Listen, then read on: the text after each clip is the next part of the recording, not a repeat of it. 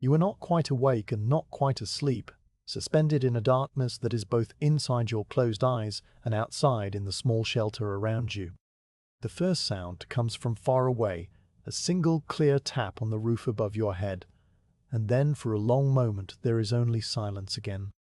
You do not move because moving would require a decision that your body is not ready to make. Your limbs lie heavy under a thin straw covering, and your cheek rests against the weave of a sleeping mat that has been softened by use until it no longer scratches but just barely tickles the skin. The tap comes again, this time closer, directly over the beam where the thatch is thickest, and the sound is round and hollow, like a drop of water falling into a dry wooden cup. Then another drop, and another, not in rhythm yet, just scattered notes plucking at the dried grass and the packed earth and the old timber, each one distinct in the absolute stillness of the night. You have been lying here for hours without any sense of time passing, the way a stone lies on a riverbed, and the first drops are not a disturbance, but simply a change in the texture of the quiet. Your breathing continues slow and deep, your chest rising and falling under the coarse blanket that smells of wood smoke and old hemp.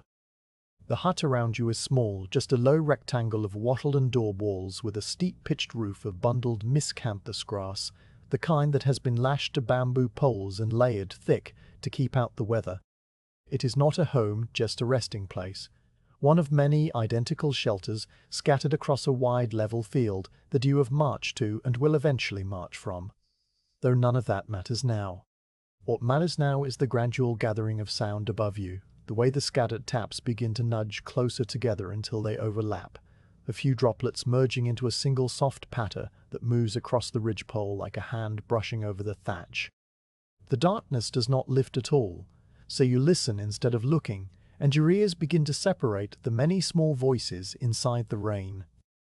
There is the crisp, dry pop of the drops striking a particularly brittle piece of straw near the peak, followed by the duller thud of water hitting a wooden crossbeam that runs just above your head. Every time a drop finds the packed earth floor somewhere to your left, the sound is almost absorbed. A tiny wet cough that vanishes into the ground, while the drops that land on the stone threshold outside the low entrance make a brighter, sharper click. None of these sounds are loud. They are all wrapped in the same low volume, a conversation so quiet that you have to stop breathing to separate them, and when you do hold your breath for a moment, you notice a faint dripping from the edge of the roof where the thatch overhangs and the water gathers into a single slow bead that falls every few seconds onto the mud outside. You let your breath go, and the bead falls again, and soon it becomes part of the same gentle clock that the whole roof is making, a clock with no numbers and no hurry. The air inside the shelter begins to change as the rain soaks into the ground outside, a coolness creeping through the woven reed mat beneath you and rising through the straw of your mattress. At first you only feel it on the tip of your nose and along the ridge of your cheekbone that is not pressed into the mat. A faint chill that is not unpleasant, but simply noticeable, like the memory of winter in a season that is not winter. Then the coolness spreads downward across your forehead and settles around your closed eyelids, and you are aware of the weight of the blanket on your shoulder growing slightly damper, heavier, as if the moisture in the air were collecting in the fibers. The smell of the hut shifts as well, the old dry scent of sun-baked grass and dust giving way to something greener and earthier, the smell of wet soil and soaked wood, and the particular freshness of rain touching ground that has been dry for a long time. It is the smell of a field waking up, though it is still the middle of the night and nothing is truly awake except the rain itself. Your body remains motionless, not because you're holding yourself still, but because there is no reason to move, no itch that demands scratching, no ache that insists on a new position. The straw mat under your cheek is rougher than the blanket, woven from rice straw in a tight criss-cross pattern that you can feel if you press your face a little harder into it, but you do not press harder. You simply let the texture be there, a faint grid of ridges and hollows that has been with you for so many marches that it feels like a part of your own skin. The spear you will carry at dawn leans against the wall by your feet, and you know it is there without needing to see it, just as you know the shape of your iron helmet hanging from the central post and the bundle of your lacquered chest armor resting in the corner, But these are thoughts that float through your mind without catching, like leaves on a slow stream. They are not important now.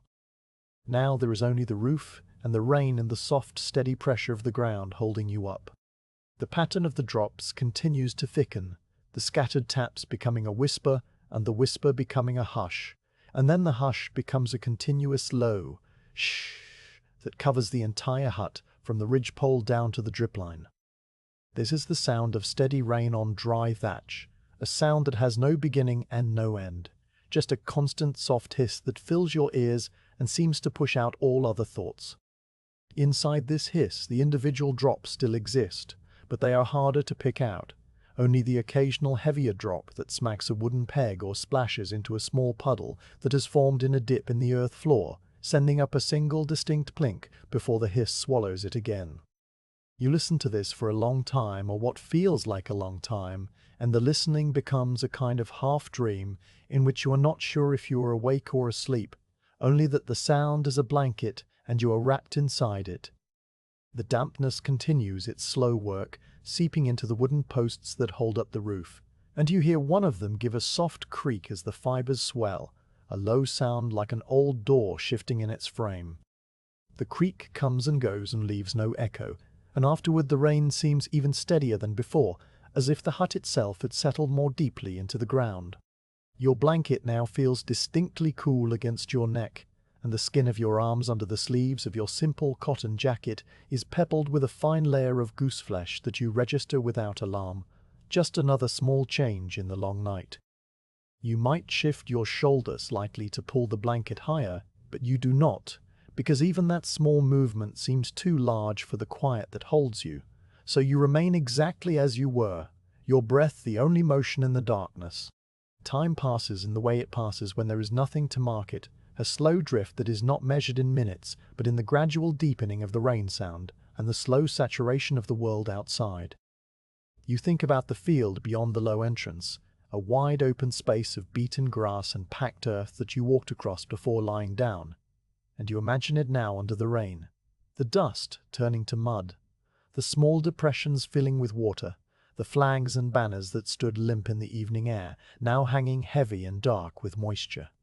But the imagining is not a sharp picture. It is more like a sense of the field, a knowing that the rain is falling on everything equally, on the other huts and on the supply carts and on the supply carts and on the distant trees and on the river somewhere beyond the camp, falling with the same quiet persistence that it brings to your roof. There is no wind, only the straight downward fall of water from a sky that is completely hidden by cloud. And this lack of wind means the rain sounds are pure, unbroken by any gust or shift. Just the vertical drumming of a million small drops hitting a million small surfaces. At some point, you become aware of a new smell. Faint at first, and then more present. The smell of the straw of your mat, releasing its own dry essence as the humidity coaxes it out. A sweet, grassy scent that mingles with the wet earth and the soaked wood until the air inside the hut is a blend of 3 or 4 simple notes, all of them calm and old and familiar. The darkness remains so complete that if you open your eyes, you see nothing but a faint grey smudge where the entrance might be, though you are not certain if that smudge is real or just the memory of an opening that your mind supplies. You close your eyes again, or perhaps they were already closed, and you let the blended smell and the blended sound carry you along like a boat on a slow river, a boat with no destination that rocks gently with the current of the rain. Now a new sound reaches you from somewhere far away, somewhere beyond the row of huts and across the mustering ground, a thin metallic clink that rises just above the hush of the rain and then fades. It is the sound of something hard, striking, something else hard, perhaps a pot being set down on a stone, or the butt of a spear accidentally knocking against an iron ring, or a length of chain being shifted in a supply cart. But whatever it is muffled and brief, a single accidental note that carries in the damp air and then is gone. No voice follows it, no second clink, no sign that anyone else has heard it or responded, and after a moment the rain fills the space where the clink was, erasing it completely. You listen for a time, waiting to see if the sound will come again, but the night remains unbroken except for the endless soft pouring on the thatch, so you let the thought of the sound drift away. Let it sink back into the general hush from which it came, and you return your attention to the small world of the hut. Your body has become so still that you can feel the pulse in your own temples, a slow, gentle throb that matches the drip from the overhang, and you notice that your breathing has become so shallow that your chest barely moves the blanket. The rain has by now soaked deep into the ground around the shelter, and you can feel the coolness rising through the mat into your hip and shoulder, a deep coolness that speaks of water moving slowly through the soil, finding the roots of grass and the burrows of small insects, touching everything without hurry. The straw under your cheek is no longer just rough. It is also cool and slightly damp, and the faint tickle of the fibers against your skin has become a familiar presence, like a hand that you have held for so long you no longer notice its weight. The spear by the wall does not move, the helmet does not move, the armor does not move, and you do not move, and the whole hut becomes a single still thing, wrapped in the continuous sound of water. Perhaps the rain will stop before dawn. Perhaps it will continue all through the morning and into the afternoon, soaking the fields and filling the streams. But these are thoughts that belong to daylight, and daylight is still a long way off. Right now, there is only the dark and the wet and the quiet. The slow seep of water into straw and earth and wood, the weight of your own limbs resting on the mat, and the soft regular bellows of your lungs pulling in the cool air and pushing it out again. The rain does not hurry. It falls at the same steady pace that it fell 1,000 years ago, and will fall 1,000 years from now, and for this small stretch of the night you are simply a part of it, a listener inside a shell of thatch, waiting for nothing in particular. A tiny shift occurs somewhere deep in the thatch, a piece of straw that has absorbed enough water to bend and settle, and you hear a soft rustle as it slides against its neighbors and then finds a new resting place. This small sound is followed by the heavy plop of a single drop that had been gathering on the beam above you, a drop that finally grew large enough to fall and hit the earth floor with a muted splash, and then the rustle and the splash are gone, and the steady hiss returns, unbroken. You notice that your thoughts have slowed down to match the pace of these sounds, that you are no longer making sentences in your mind, but simply receiving impressions, one after the other, like a smooth string of beads. The coolness on your nose, the weight of the blanket, the scent of wet straw, the shh of the rain, the coolness on your nose again, all of them passing through you and leaving no mark. Outside the hut, the entire camp lies under the same rain, the same darkness, and somewhere among the other shelters a few men are awake, just as you are, listening to the drops on their own roofs, but they are too far away to hear, and you feel no connection to them except the shared sound of rain that covers everyone equally. There are no footsteps in the mud, no voices calling out, no lanterns being lit.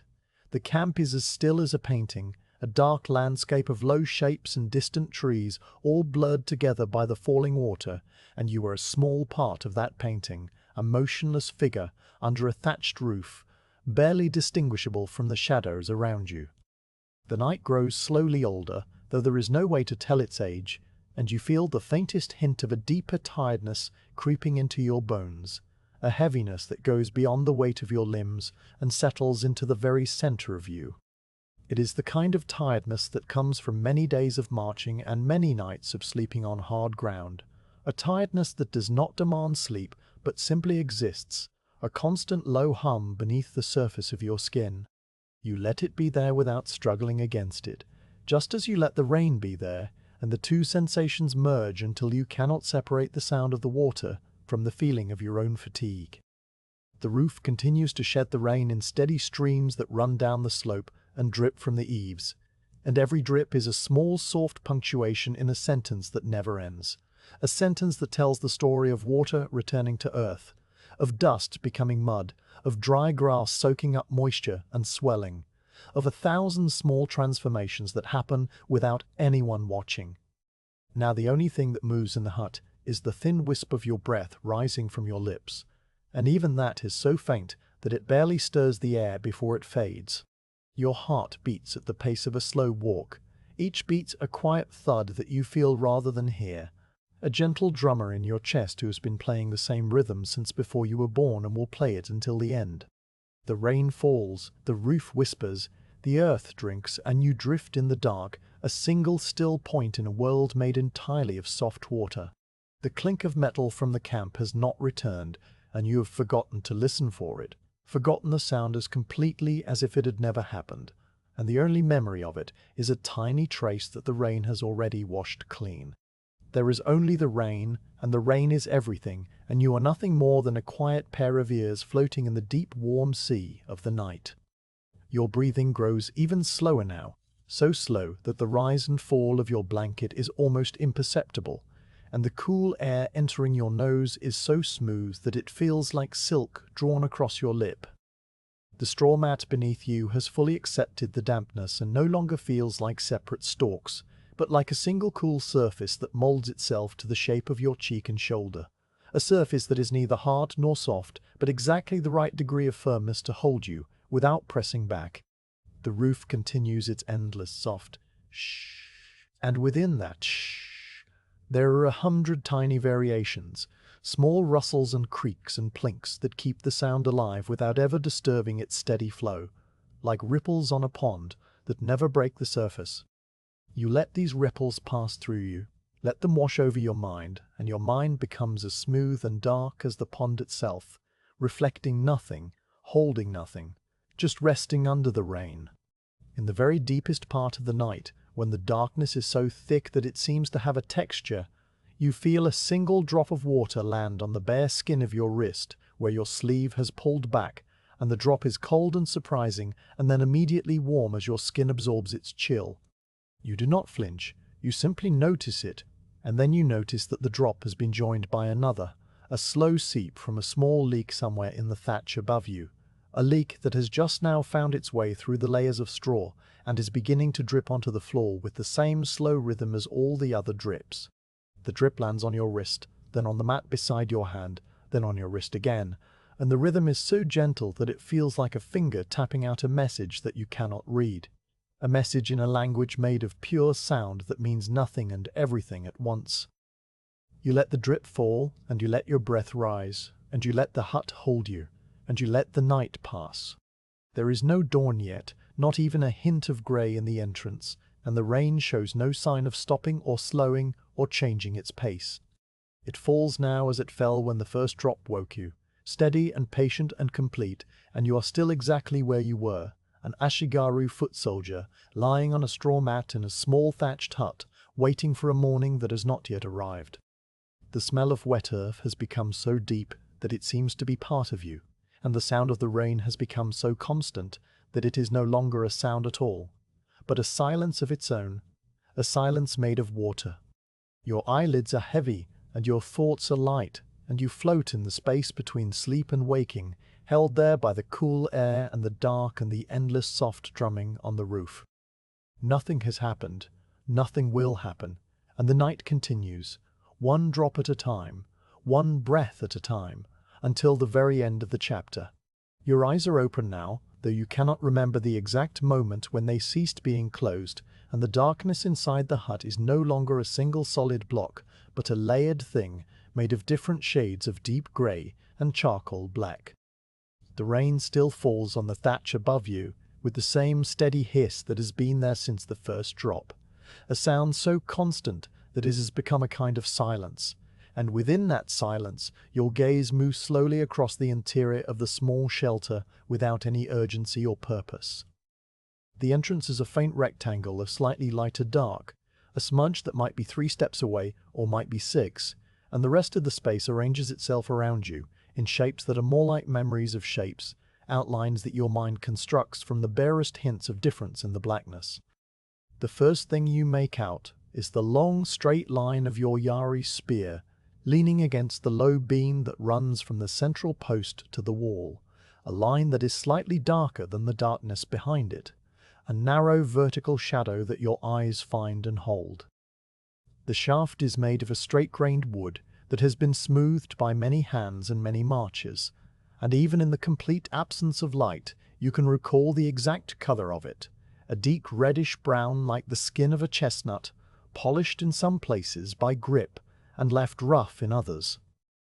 The blade is not visible from where you lie because it is sheathed in a plain wooden scabbard that covers the steel and keeps the rain from it, and the scabbard is the same dark line as the shaft, just a continuation of the straightness, a single purpose made of wood and iron and time. The spear does not move, does not shift against the beam, does not catch any light because there is no light to catch. It simply stands there, a patient vertical presence that has waited with you through many nights and will wait through this one as well. Beside the spear, hanging from a wooden peg that has been driven into the central post, is the shape of your jingasa, the conical war hat that you wear when the sun is high or the rain is heavy. The peg holds it by the chin cord, and the hat hangs at a slight angle, its wide brim creating a curved shadow that is rounder and softer than the straight lines of the spear. The jingasa is made of lacquered leather, or perhaps thin iron. You cannot quite recall which in the dark, and its surface is smooth and slightly shiny even now, catching some faint ghost of ambient moisture that makes it seem less black than the post behind it, a deep charcoal disc with a small knob at the crown. The chin cord dangles below it in a loose loop, and you think you can see the faintest suggestion of that loop swaying, though there is no wind to move it, so it must be the slow settling of the cord under its own weight, or perhaps it is not moving at all, and your eyes are simply inventing motion in the stillness. The hat hangs and waits, and you watch its curve without watching, your gaze resting on it the way a hand rests on a smooth stone. Lower down, closer to the ground and to your right, is the bundled shape of your do, the simple chest armor that you wear over your cotton jacket. It is not the elaborate laced armor of a samurai, but a plain Okagawa do made of horizontal plates riveted together and coated in dark lacquer. And now it lies on its side with the shoulder straps folded inward and the waist cord wrapped around it like a sleeping animal curled into itself. The shape is a rounded rectangle, a dense mass of iron and leather and silk cord that absorbs the darkness rather than reflecting it, so that it appears as a patch of absolute black in a world that is only mostly black. You can see the faint line where the top plate meets the bottom plate, a hairline of slightly lighter dark that runs across the bundle, and the two iron rings where the shoulder straps attach are small darker circles against the lacquer. The armor does not gleam or glint. It simply occupies its corner with the heavy stillness of something that has been placed down carefully and will not be moved until it is time. Next to the armor is your straw rain cape, the mino that you wear over everything when the weather turns wet. It hangs from a second peg and cascades down the wall in layers of dried grass and twisted cord, a shape that is both bulky and soft, like a bear that has turned into a shadow. The individual strands of straw catch the faintest hint of moisture in the air and seem to hold it, so that the cape looks slightly lighter than the wall behind it, a deep brown-grey that reminds you of river mud drying on a stone. The straw has been woven in tight horizontal rows and then layered so that the cape sheds water downward, each row overlapping the one below it, and in the dark the rows are visible only as faint parallel lines that run across the shape, a texture more than a pattern. The cape smells of dry grass and old rain, and you can smell it even from where you lie, a sweet dusty scent that mingles with the wet earth coming through the entrance and the damp straw of your own sleeping mat. Your feet are still buried under the thin blanket, but beyond them, against the low wall at the foot of the shelter, rests your pair of waragi sandals, two small dark ovals that sit side by side with their straw robes curling upward like the tendrils of a sleeping plant. The sandals are made of twisted rice straw plaited into a thick sole, and the ropes that tie them to your ankles are the same material, straw upon straw upon straw, all of it faded to a pale gold in daylight, but now just two faint patches of grey in the deeper grey of the earthen floor. You can see the slight depression in the dirt where they have been set down, the way the weight of them has pressed into the packed earth, and the loose ends of the ankle cords lie in small spirals that you trace with your eyes until they vanish into the dark. The sandals wait like small, patient animals, and they will carry you through the mud and the wet grass when the morning comes, but for now they are as still as everything else. The central post that holds up the ridgepole of the hut is the thickest shape in the room, a dark pillar that rises from the floor to the peak and divides the space into two halves. The post is a length of rough timber, with the bark still on it in patches, and you can see the slight irregularity of its surface, the way the darkness bunches and thins around the knots and the grain. From the post, the ridgepole runs overhead, a long horizontal line that your eyes follow without lifting your head. And from the ridgepole, the rafters angle down on either side like the ribs of a great dark fish. The thatch rests directly on these rafters, and in a few places where the thatch is thin, you can see the faintest suggestion of the rafters themselves, long smooth shadows against the rougher shadow of the straw. The whole structure is simple and old and strong, a geometry of wood and grass that has sheltered you and will shelter others after you, and you lie inside it, like a seed inside a pod. The rain continues its steady work on the roof, and you notice that the sound has changed very slightly, that the initial hollowness of the first drops has been replaced by a deeper, softer sound as the thatch has become saturated.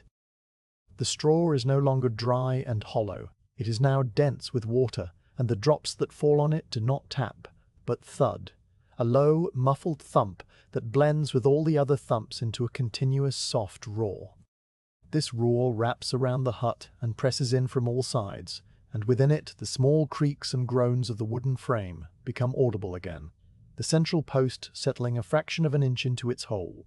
the ridgepole adjusting to the weight of the wet thatch, the rafters humming with the vibration of the rain. These sounds are so quiet that you might be imagining them, but you let them be real because they add another layer to the darkness, another thread in the fabric of the night. Your body remains in the same position it has held since you first opened your eyes. Your head turns slightly to the right, your left arm tucked under the blanket, your right arm lying along your side with a hand resting palm up on the straw mat. The skin of your palm is cool and slightly damp, and you feel the faint prickle of the straw fibers against the lifelines and the heel of your thumb, a texture so fine that it is almost a tickle. The blanket has slipped a little from your shoulder, and the air touches your neck with a coolness that is no longer new, but familiar, a constant low note in the chord of the night. You do not pull the blanket up. You let the coolness sit on your skin like a small weight, and you continue to look at the shapes of your equipment in the dark. Now your eyes have adjusted enough that you can see the small bundle of your personal items tied in a square of faded cotton and placed near the head of your sleeping mat. The bundle is the size of a small melon and has been knotted at the four corners, and the knot at the top rises in a small peak that catches the faintest light from the entrance, a tiny triangle of grey against the black of the bundle. Inside it are the things that every foot soldier carries: a small wooden bowl for rice, a pair of chopsticks wrapped in a rag, a stone for sharpening the blade, a spare cord for the sandals, a cloth for wiping sweat or rain from the face, and perhaps a small pouch of dried herbs for tea. None of these things are visible, but you know them as well as you know your own hands, and their presence in the bundle is a comfort that does not need to be articulated, just a quiet knowing that they are there, that they have been carried and will be carried again. The entrance of the hut, that faint rectangle of light or dark, now draws your gaze without any conscious decision to look there, and you see the rain falling past the opening in thin grey lines that are almost invisible, just the barest suggestion of motionless dark. The rain does not blow into the hut because the overhang of the thatch extends far enough to shield the opening, but the mist from the splashing drops does drift inward, and you can feel it on your face as a fine, cool spray that comes and goes like a breath.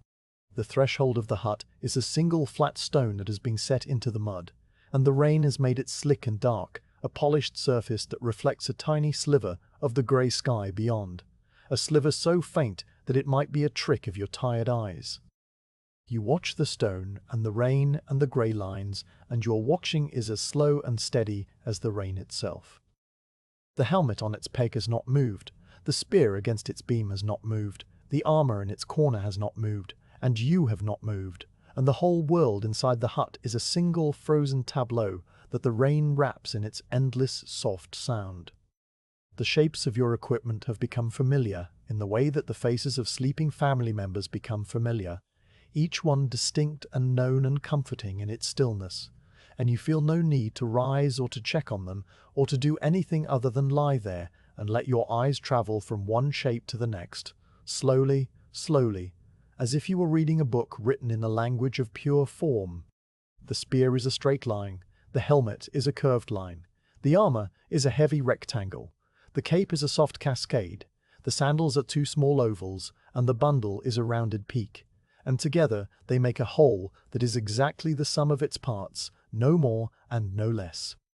You think, without forming the thought into words, about the process of putting on each piece of equipment when the time comes, the sequence of actions that will transform you from a man lying on a mat into a foot soldier ready to stand in the rain. The sandals will be tied first, the straw ropes wound around your ankles and knotted tight, and then the armor will be lifted and settled over your shoulders, the weight of it pressing down on your collarbones and the waist cord pulled snug around your middle, and then the rain cape will be draped over everything, the straw layers clicking softly as they settle into place, and then the helmet will be lifted from its peg and placed on your head, the chin cord looped under your jaw and the wide brim shading your eyes. And finally the spear will be taken in your right hand, the signed hand. But none of this has happened yet, and the only thing that is real is the lying here, the looking, the listening. The rafter above your head has a small knot in the wood that you have noticed before on other nights, a dark oval that looks like an eye looking back at you, and now you find it again and rest your gaze on it for a while.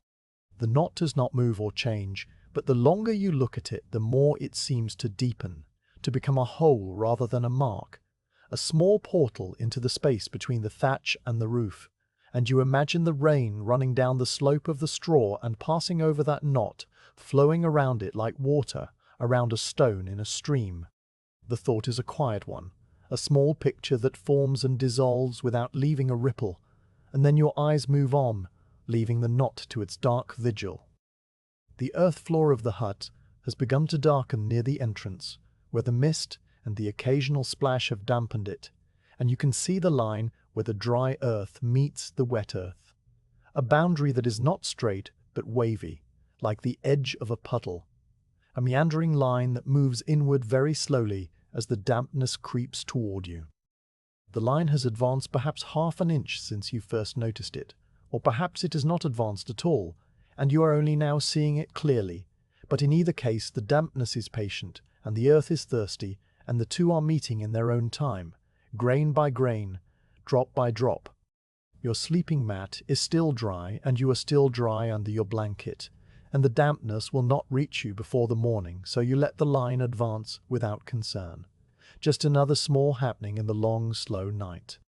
The sounds of the camp have not returned since that single distant clink you heard earlier, and you realize that you have not thought about the camp for a long time, that the hut has become the entire world, a small cosmos of wood and straw and iron that contains everything you need.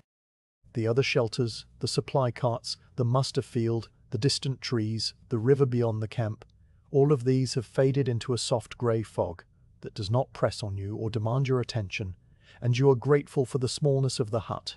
the way it holds you close and asks nothing.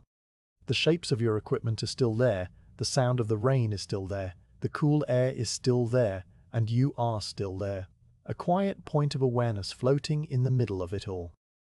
Now your eyelids grow heavier again, not with the heaviness of sleep, but with the heaviness of long stillness, and you allow them to lower until the shapes become blurrier, the straight lines softening into suggestions of lines, the curved lines melting into the general dark.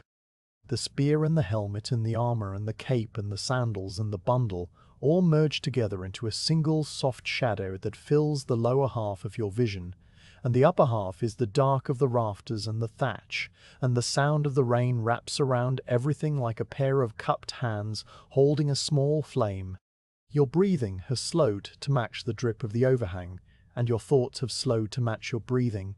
and the hut has slowed to match the night, and the night has slowed to match the rain. There is nothing more to see, and so you let your eyes close fully, and the shapes remain even behind your closed lids, a faint after-image of the spear and the helmet and the armor, lingering like the last notes of a song that has already ended, and then they too fade. And there is only the dark and the wet and the quiet, waiting for morning. The first thing you feel is the cold, packed earth under the soles of your bare feet, a sensation that arrives before you have fully decided to rise, before the thought of standing has even formed in your mind. You are simply sitting up now, the blanket falling away from your shoulders, and your feet have found their place on the floor of the hut. And the earth is smooth and hard and cool, a single flat surface that has been tamped down by many feet over many seasons until it feels almost like stone. The coolness travels up through your heels and into your ankles, a slow, gentle current that wakes the small bones and the tired muscles, and you sit there for a moment with your hands resting on your knees and your head still heavy with the last threads of sleep, listening to the rain that has not stopped and will not stop. The darkness inside the hut has changed again, not brighter but thinner somehow, as if the black had been diluted with just a few drops of grey water, and you can see the shapes of your equipment more clearly now. The spear and the helmet and the armor all emerging from the shadows like rocks appearing at low tide. You look at your sandals by the foot of the mat, the two small ovals of woven straw that you studied earlier in the deep night, and you reach for them with a slow arm that still feels like it belongs to someone else. The straw is dry and rough against your fingertips, and you lift the sandals one at a time and place them side by side in front of your feet, lining them up so that the ankle cords are straight and the loops are open and ready. The process of tying the waraji is a slow and familiar one, a small ritual that your hands know so well they could do it in total darkness, and you let them work while your mind drifts elsewhere, floating somewhere between the hut and the rain. You take the first sandal and slide your foot onto it, feeling the plaited straw sole press against the ball of your foot and the arch, and then you take the long straw ropes and cross them over your instep once and then twice, pulling them snug but not tight. The ropes are twisted from the same rice straw as the sole, and they are slightly stiff from the damp air, but they soften as you work them, threading one end through the loop at the heel and then bringing both ends up around your ankle in a figure eight that wraps the joint with a familiar gentle pressure. You tie the knot at the front, a simple looped knot that will hold through mud and water and long miles of walking, and then you do the same with the second sandal, the motions identical and unhurried, your fingers moving through the sequence like a prayer rope passing through the hands of a monk. When both sandals are secure, you stand up, and the act of standing is a slow unfolding of joints that have been horizontal for too long, your knees creaking softly and your spine lengthening one vertebra at a time. The roof of the hut is low enough that you must stoop slightly, and you stand there with your head bowed and your shoulders brushing the rough thatch, feeling the blood move downward through your legs and the small dizziness that comes from rising too slowly pass behind your eyes. The rain sounds different now that you are standing, closer and louder, and you can hear the individual drops striking the thatch just above your head with a sound like small pebbles thrown onto a drum, a sound that is sharp and then immediately swallowed by the deeper hush of the rain on the rest of the roof. Now you turn to your armor, the simple okegawado that lies curled in the corner like a sleeping animal, and you bend down and lift it with both hands, feeling the weight of the iron plates and the lacquered leather, the way the bundle resists being moved and then comes willingly, settling into your grip. The armor is cold from the night air, and the lacquer is slick with a fine layer of condensation that wets your palms, and you hold it against your chest for a moment to steady it while you sort the shoulder straps. The straps are made of thick silk cord that has been dyed a deep indigo, and they have twisted slightly during the night, so you untwist them with patient fingers, running the cord between your thumb and forefinger until it lies flat and straight. Then you lift the armor over your head and let it slide down onto your shoulders, and the weight of it settles across your collarbones with a familiar pressure that feels almost like a pair of hands pressing down, a weight that is not quite heavy enough to be a burden, but heavy enough to remind you that it is there. The waist cord is next, a long, flat length of silk that wraps around your middle and ties at the side, and you pull it snug, and feel the armor draw closer to your body, the individual plates shifting slightly against each other, with a soft clack that is more felt than heard. You check the fit by rolling your shoulders forward and back, and the armor moves with you, the plates sliding in their silk lacing, the whole assembly creaking softly, like an old tree bending in a light wind. The sound is a comforting one,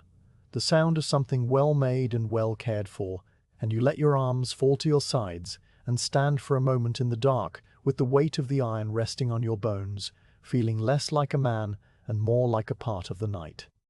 The rain cape is hanging where you left it, a dark cascade of woven straw that looks almost like a sleeping bear in the dimness, and you reach for it with both hands and lift it from its peg. The straw rustles against itself as you handle it, a dry, whispering sound that is different from the wet sounds of the rain outside, and you shake it out gently to loosen the folds and then drape it over your shoulders on top of the armor. The cape is long enough to reach below your knees, and the straw has been woven in tight overlapping rows that channel water downward, each row a small shelf that catches the rain and passes it to the row below. You fasten the tie at your neck, a simple twisted cord that holds the cape closed, and then you adjust the way it hangs over your armor so that your arms are free and the weight is distributed evenly across both shoulders. The straw smells of dry grass and old dust and the faint memory of 100 other rainy nights, and the smell wraps around you like a second blanket, a familiar and comforting thing. Now you lift your helmet from its peg, the jingasar that has hung by its chin cord all through the night, and you hold it in both hands for a moment and look at its smooth curved surface, the way the lacquer catches the faintest hint of the grey entrance and holds it like a dim mirror. The helmet is lighter than the armor, a shaped shell of lacquered leather or iron that fits over the top of your head and shades your eyes, and you place it on your head and feel the padded rim settle against your forehead and the back of your skull. The chin cord hangs loose for a moment, and you reach up and loop it under your jaw, pulling the sliding bead until the cord is snug, but not tight, and then you tie it off with a simple knot that your fingers do without being told. The brim of the helmet extends outward in a wide circle, and you feel the way it changes the sound of the rain, catching the drops that would have struck your head and making them into a soft patter that is slightly higher in pitch than the sound on the thatch. The spear is the last thing, the yari that has stood against the beam all night, and you reach for it with your right hand and feel the smooth shaft settle into your palm, the wood cool and dry and polished by the grip of many hands. You lift it from its resting place and feel the full length of it, the way the balance point sits just ahead of your hand, the way the sheathed blade at the top adds a slight forward weight that makes the spear feel alive and ready. The shaft is straight and true, and you run your left hand along it to check for any moisture or dirt. But the wood is clean and smooth, protected by the shelter of the hut, and you nod once to yourself, and then turn toward the entrance. The entrance is that faint rectangle of light or dark that you have been watching all night, and now you walk toward it with slow, careful steps, your sandals scuffing softly on the packed earth floor. The threshold is a single flat stone that has been set into the mud, and it is slick with rain and darker than the earth around it, a polished grey surface that reflects the faint light from outside. You step onto it, and feel the slight shift in texture under your sandals, the hard smooth stone replacing the hard rough earth, and then you step off it and into the open air, and the rain welcomes you. The first thing that hits you is not the rain itself, but the smell, a rich, deep smell of wet soil and soaked grass and the clean, sharp scent of rain on leaves, a smell that is so much bigger than the smell inside the hut that it makes you pause for a moment and just breathe it in. Then the rain touches your helmet and your cape and your bare hands, and you feel the cool drops striking the straw and the lacquer and the skin, 1,000 tiny cool fingers that tap and run and drip downward. Your cape begins its work immediately, the straw rows channeling the water away from your shoulders and down toward the hem, and you feel the drops that would have soaked your armor run harmlessly down the outside of the cape and fall to the ground. The ground is no longer the packed earth of the hut floor, but a churned path of deep, wet mud that stretches away from you between the low shapes of the other shelters. You take your first step onto it, and your sandal sinks in, the straw sole pressing down into the mud and the mud rising up between the weave, cold and soft and thick, gripping your foot with a gentle suction that releases only when you lift your foot and take the next step. The sound of your footsteps is a soft, wet squelch that repeats with every pace, a sound that is so low and regular that it blends into the rain and becomes part of it, just another thread in the great wet tapestry of the night. The path is narrow and winding, a meandering line that has been worn into the grass by the passage of many feet over many days, and now it is a shallow channel of mud that leads between the rows of huts toward the muster field. You follow it with your head bowed slightly under the weight of the helmet and the rain, your eyes watching the ground just ahead of your feet, and you see the way the rain pocks the surface of the mud with tiny craters that fill with water and then overflow and then overflow and then fill again. The mud is the color of dark clay, a deep reddish brown that is almost black in the dim light, and it shines with a wet gleam where the faint grey sky reflects off the standing water, a gleam that shifts and changes as you walk. The huts on either side of the path are identical to your own, low rectangles of wattle and daub, with steep pitched roofs of bundled thatch, and they sit in the rain like patient animals with their heads bowed, the water streaming from their eaves in thin silver lines that catch the faint light and then vanish into the mud. Some of the huts have their entrances facing the path, and you see the dark openings and the occasional shape of another foot soldier sitting or standing just inside, a silhouette that is barely there, a presence that you register and then pass without any need for greeting or acknowledgement. The camp is not asleep and not awake, it exists in the same suspended state that you have been in all night, a slow, quiet waiting that does not hurry toward morning. You pass a man who is squatting under the overhang of his shelter, his back against the waffle wall, and his spear laid across his knees, and he looks up as you pass and you see the faint gleam of his eyes under the brim of his jingasa, a brief point of light that is there and then gone. He says nothing, and you say nothing, and the rain fills the space between you with its steady hiss, and then you are past him, and the path curves slightly to the left, and you are alone again, just the mud and the rain and the slow rhythm of your footsteps. The rain runs in small rivulets along the edges of the path, cutting tiny channels in the mud that grow deeper and wider as you walk, and you see the way the water moves, a slow, steady flow that carries small bits of straw and leaf and soil towards some lower place that you cannot see. The rivulets make a sound of their own, a soft gurgle that is different from the hiss of the rain and the squelch of your footsteps, a liquid chuckling that seems almost cheerful in the deep quiet of the night. You step over one of the larger rivulets and feel the mud give way slightly under your sandal, and you pause for a moment to find your balance, your spear held out to the side for counterweight, and then you continue on, your pace unbroken. The path now joins a wider track that leads toward the muster field, a track that has been churned by the wheels of supply carts and the hooves of horses until it is a wide swath of deep mud that stretches away into the dark. The walking here is slower, each step requiring a small effort to pull your sandal free from the suction of the mud, and you feel the muscles in your calves and thighs begin to warm with the work. The mud sucks at your heels and clings to the straw of your sandals, and you can feel the added weight of it with every step, a small extra burden that you carry without thinking, just another part of the long, slow walk. Other shapes move along the track now, other foot soldiers making their way toward the same destination, and you see them as dark lumps against the grey dark of the sky, their capes making them look larger than they are, their spears held at the same angle as yours. They move at the same slow pace, and you fall into an unspoken rhythm with them, a loose line of figures all walking in the same direction through the same rain. No one speaking, no one hurrying, just the shared sound of wet straw and sucking mud, and the endless soft drumming of the drops on 100 helmets and 100 capes. The rain intensifies for a moment. A brief gust of heavier drops that passes over the camp and then moves on, and you feel the increased weight of it on your helmet and your shoulders,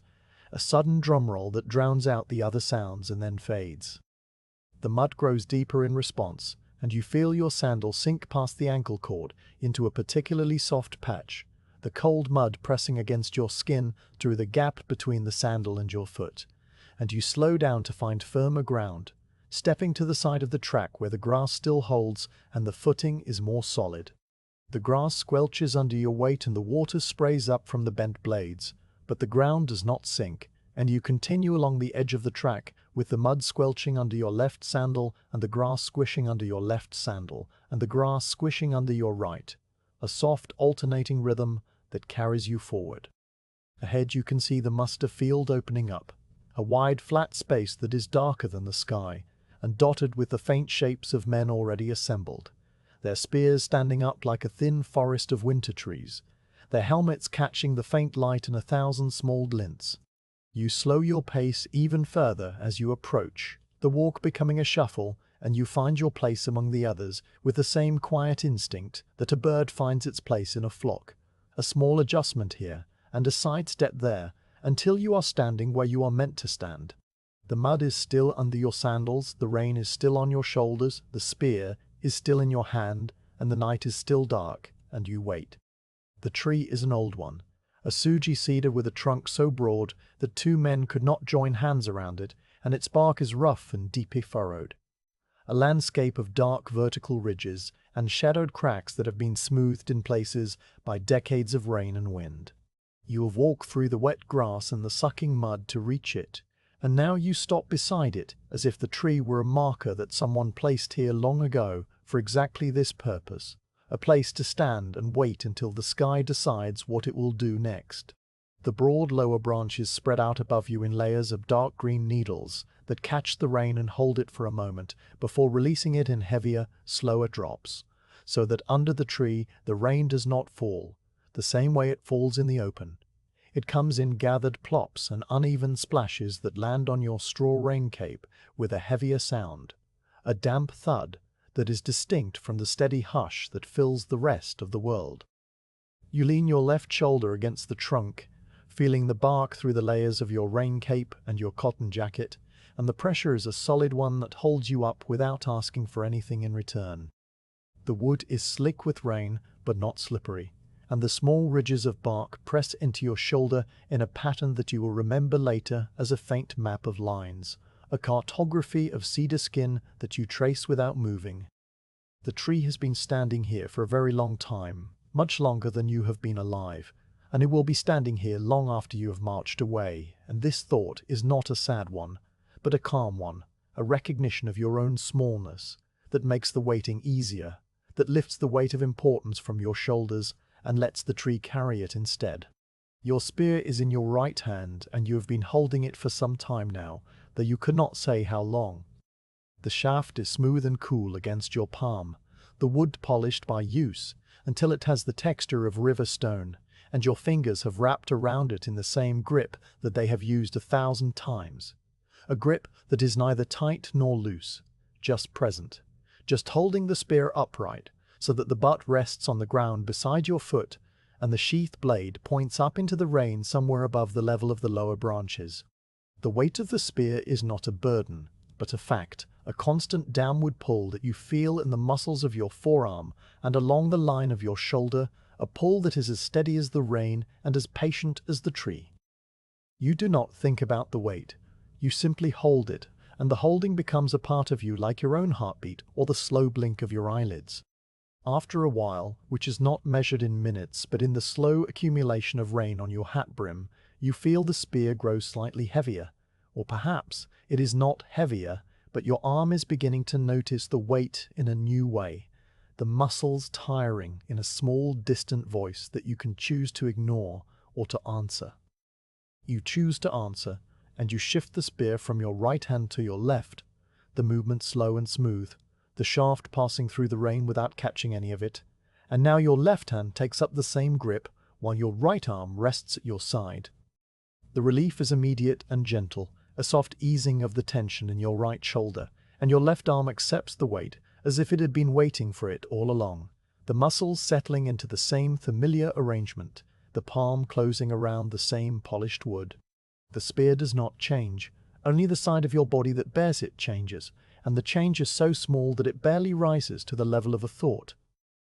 The rain continues to fall through the cedar branches, and the large drops that gather on the needles land on your jingasa with a sound that is lower and rounder than the hiss of the open rain, a plunk that you feel as much as you hear, a tiny vibration that passes through the lacquered surface of the hat and into the crown of your head. Your jingasa is shaped like a shallow cone with a small peak at the top, and the rain runs down the slope of it in rivulets that gather at the brim, and then fall off in a single continuous thread of water that hangs in the air for a moment before breaking into separate drops that land on your straw rain cape or on the mud beside your feet. The thread is sometimes straight and sometimes wavy, depending on the force of the rain and the angle of your head, and you watch it from the corner of your eye without turning your head, a thin silver line that appears and disappears and appears and appears and appears again, as constant as everything else in this slow, wet morning. Your straw rain cape is doing its work, shedding the water downward so that the shoulders of your armor stay dry and the cotton jacket beneath stays warm, and the rain that falls on the cape makes a soft rustling sound, the sound of 1,000 straw stalks brushing against each other as the water runs over them. The cape is heavier now than it was when you put it on, saturated with the rain that it has caught, and you feel the extra weight pressing down on your shoulders, a weight that is distributed evenly across the entire cape so that no single spot feels heavier than any other. The straw has darkened from its original pale gold to a deep brown, the color of wet earth, and the individual stalks have swelled slightly with the moisture, closing the gaps between them and making the cape a more solid covering, a small portable roof that you carry on your back. Your feet are planted in the mud, the waraji sandals sinking slightly into the soft ground with each small shift of your weight, and the mud has worked its way between the straw ropes of the soles so that your feet are now part of the earth, connected to it by a layer of wet clay and grass. The mud is cold, but not unpleasantly so, a deep coolness that rises from the ground and wraps around your ankles, and you feel it as a steady presence that reminds you of the earth beneath you, the solid foundation that holds up the tree and the grass and the whole camp. The mud also makes a sound when you move, a soft squelch that is almost inaudible under the rain, and you hear it only when you shift your weight from one foot to the other, a tiny protest from the ground that is immediately swallowed by the larger sound of water falling on leaves and straw and earth. Your left arm has now been holding the spear for some time, and the weight has begun to speak again in that same distant voice, so you shift the shaft once more, this time resting the butt firmly in the mud at your side and letting the spear stand upright on its own, supported only by the soft ground and the light touch of your fingers on the shaft. The spear sinks into the mud perhaps half an inch, just enough to hold it steady, and now your arm is free, the weight gone from your muscles, and you let both hands rest at your sides while the spear stands beside you like a companion, a tall, silent presence that asks for nothing.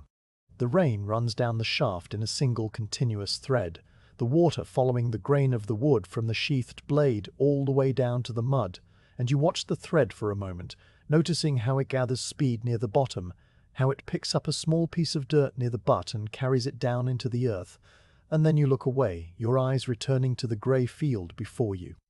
The muster field stretches out from the tree in a wide, flat expanse of grass and mud and puddles, and it is nearly empty now, just a few distant shapes that might be other Ashigaru standing under other trees, all squatting by the low shelters, but they are too far away to see clearly, and you do not try to make them out. The field is bounded on the far side by a line of trees that are darker than the sky, but lighter than the ground. A grey-green smear that marks the edge of the world, and above the trees the sky is a uniform grey that has no texture and no depth. A flat ceiling of cloud that hangs low and steady, and releases the rain without any sign of stopping. The rain itself is a grey curtain that falls straight down, the drops so fine that they seem to be floating rather than falling, a mist that fills the air and blurs the edges of everything, so that the distant trees and the distant men are all softened into one continuous wash of grey and green and brown. The cold has now settled into your knuckles and into the tips of your fingers, a creeping cold that you have been aware of for some time, but have not bothered to address. And you flex your fingers slowly, one by one, feeling the joints move and the skin stretch, and then you let them rest again, straight and still, against your thighs. The cold is not painful, it is simply a sensation, a faint numbness that makes your fingers feel slightly thicker than they are, slightly less a part of you, and you accept it as you accept the rain and the weight of the cape and the waiting, as part of the cost of standing still in the wet dark before dawn. Your fingers will warm again when the morning comes and the sun rises, or they will stay cold until you build a fire and hold them over the flames. But for now, they are cold, and that is all they are. The tree above you releases a heavier drop of water from one of its branches, and the drop lands on the brim of your jingasa and splashes into a dozen smaller drops that scatter across your shoulder and your sleeve, and you feel the small impacts, the tiny cool spots that bloom on the fabric of your cape and then fade. Another drop follows, and another, and soon the drops from the tree are falling in a slow, irregular rhythm that is entirely different from the steady rain, a rhythm that has no pattern except the pattern of water gathering and falling, gathering and falling. You listen to this rhythm and let it fill your ears, and the waiting becomes a thing that you do not do but simply are, a state of being that has no beginning and no end, just a continuous present made of rain and wood and cold and stillness. You shift your weight from your right foot to your left, and the mud makes a small sound, and the spear leans slightly in its hole, and then you are still again, your shoulder against the tree, your hands at your sides, your eyes looking out at the grey field that does not change. The spear waits beside you, its thread of water still running, and the tree waits above you, its branches still collecting and releasing drops, and you wait in the middle of it all, a small figure in a straw cape and a conical hat, as motionless as the stone that marks the threshold of a hut, as patient as the rain itself. The morning is still far away, and there is nothing to do but stand and feel the weight of the spear that is no longer in your hand, the weight that has become just another part of the waiting, another part of the dark, wet world that holds you in its slow, calm breath. The rain has not stopped, and it will not stop, and the sound of it has become so constant that it is no longer a thing you hear, but a thing you exist inside, a soft grey ocean of noise that fills your ears and presses gently against your thoughts from all sides. You are still standing at the edge of the muster field with your spear in your hand and your feet planted in the mud, and the world around you is slowly becoming visible, not through light, but through sound, through the many small separate noises that rise and fall within the great steady hiss of the rain, like fish swimming in a deep dark river. Your ears have grown accustomed to the wet night, and now they reach outward without your bidding,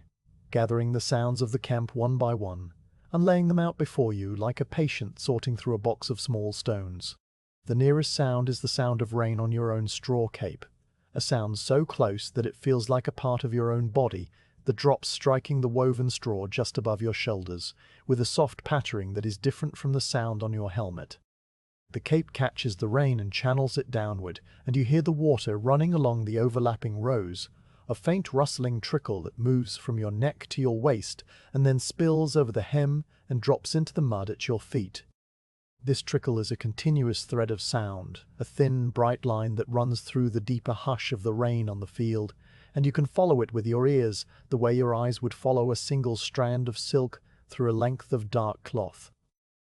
Then there is the sound of the rain on your helmet, the sharper, cleaner sound, each drop striking the lacquered surface with a small distinct plink that rings very slightly through the shell and into the bones of your skull, a plink that is repeated so often that the individual strikes blur into a steady metallic whisper. Beyond your own small envelope of sound, there are the sounds of the men nearest to you, though none of them speak or move enough to be heard clearly. You hear the soft, wet shift of a straw cape against armor when someone adjusts his weight from one foot to the other, a sound like a bird rustling in dry leaves, there and then gone. To your left, there is a low, slow creak of leather, the sound of a man flexing his fingers inside a wet glove, or perhaps tightening the strap of a sandal that has loosened in the mud, a sound that is so faint you might have imagined it. Then a very soft cough reaches you from somewhere behind, a single muffled exhalation that is immediately swallowed by the rain, and you know without turning that it belongs to an older soldier, one of the men with grey in his beard who coughs like that every morning before the muster, a sound as regular and unremarkable as the dripping of the eaves. The rain itself is not a single sound, but a collection of many sounds that overlap and blend, and now you begin to separate them as your ears grow more awake.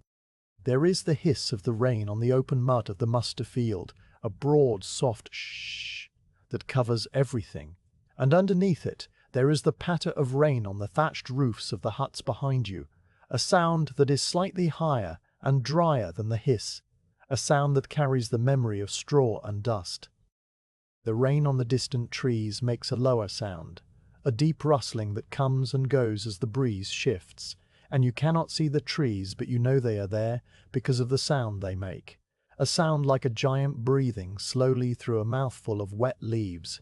Now a new sound rises above the general murmur, a sound that is distinct and round and carries further than the rest, the sound of a single large drop of water falling from a height and landing in a deep puddle with a low plonk. It comes from the direction of the supply carts, and you picture the water gathering on the oiled canvas cover of a cart and running down to a low corner where it collects and drops over and over, a slow, steady beat that marks the passage of time without counting it. The plonk comes again, and you find yourself waiting for it, your ears reaching out to catch the next one, and then you let it go and let it become part of the larger pattern, just another stone in the great mosaic of the night. The supply carts themselves make other sounds, small sounds that speak of wood and iron and wet rope. You hear the soft groan of a wooden axle settling under its load, a sound that starts low and then fades, a sound like an old man lowering himself into a chair. There is the faint jingle of an iron ring swinging against a wooden sideboard, a tiny bell-like note that comes and goes with the movement of the cart, though you cannot see any movement and the sound is so slight that it might be the wind or might be nothing. The ropes that tie the canvas covers in place are wet and swollen, and they creak against their anchor points, a sound that is almost like the creak of a tree branch rubbing against another tree branch, and it blends with all the other creaks until you could not say which cart or which rope was making the noise, only that the noise is there and has been there for a long time. From the far side of the muster field, where the ground slopes down toward a small stream, comes the sound of running water, a sound that has been there all night but is only now becoming audible as your ears adjust to the quiet. The stream is normally a shallow trickle between two banks of grass, but the rain has swollen it, and now it runs faster and louder, a continuous gurgle that speaks of water pouring over stones and around roots and through narrow channels. The gurgle rises and falls very slightly, a soft modulation that follows the shape of the streambed, and underneath it there is a deeper sound, the sound of the stream joining a larger ditch, or perhaps a small pond, a low throaty murmur that is almost a hum. You cannot see the stream from where you stand, but the sound of it paints a picture in your mind, a picture of dark water moving through dark grass carrying twigs and leaves and the small white petals of some wild flower that has been beaten down by the rain. The animals of the camp are quiet for the most part, but now and then a sound escapes them, a sound that is muffled and brief and somehow comforting. You hear the slow, deliberate clop of a horse shifting its weight in the picket line, a single wet hoof lifting from the mud and settling back down with a soft sucking sound, the iron shoe making a faint clink against a stone buried in the earth. The horse blows out its breath in a long, fluttering snort, a sound that is both soft and loud, and you can hear the wetness in its nostrils, the way the air passes through the damp skin and makes a small vibration. Then the horse is quiet again, and the sound of its hoof and its breath fades back into the rain, leaving only the memory of the sound like a footprint in wet sand. Somewhere closer, perhaps in one of the huts that line the path, a man is adjusting his equipment with small, careful movements, and you hear the faint clink of an iron pot being lifted and set down again on a flat stone. The clink is a bright, sharp sound that cuts through the rain for just a moment, a single note that rings and then dies, and it is followed by the softer scrape of the pot being pushed into place, a gritty sound of iron on stone that makes you think of cooking fires and the smell of rice boiling. The man does not light a fire because it is still too dark and the rain is too heavy, but the sound of the pot is a promise of fire to come, a small domestic noise in the middle of the wet military night, and you hold on to it for a moment before it drifts away. Now you become aware of a sound that is so constant and so low that you have been hearing it without noticing it, the sound of the mud itself as it absorbs the rain. The mud is not silent, it makes a soft sucking sound as the water fills the tiny spaces between the grains of soil, a sound that is almost too quiet to be heard, but is there if you listen for it, a faint wet breath that rises from the ground all around you. When a man takes a step and his sandal sinks into the mud, the sound becomes louder, a distinct squelch that is the voice of the earth releasing the air that the foot has pressed out, and this squelch is repeated at irregular intervals as different men shift their weight or adjust their stance. A slow, scattered rhythm that maps the positions of the waiting soldiers across the field. A man nearby shifts his spear from one hand to the other, and you hear the soft slide of the wooden shaft through his palm, a dry sound that is surprising in the midst of so much wetness, and then the slight tap of the butt end settling into the mud, a dull thud that is felt as much as heard. The butt of your own spear has been resting in the mud for so long that it has sunk a little, and you pull it free with a small effort, feeling the suction release, and then you let it settle again in a new spot, the wet earth receiving it with a soft gulp. This small action is the only thing you have done for a long time, and the sound of it is so quiet that it merges with all the other small sounds and is forgotten immediately. The wind is almost non-existent, but every now and then a very light breath of air moves across the field, and you hear it in the rain, a slight shift in the direction of the drops that makes the hiss lean to one side for a moment and then straighten again. The wind carries with it the sound of the rain on the distant bamboo grove, a sound that is different from the sound of the rain on the trees, a hollow, clacking rattle that comes from the rain striking the hard, smooth stems and the broad, flat leaves, a sound like many small wooden sticks being tapped together very gently and very fast. The bamboo grove is far away, perhaps on the other side of the stream, and the sound of it comes and goes with the light breeze, a distant music that plays for a few seconds and then fades, leaving the hiss of the near rain to fill the silence.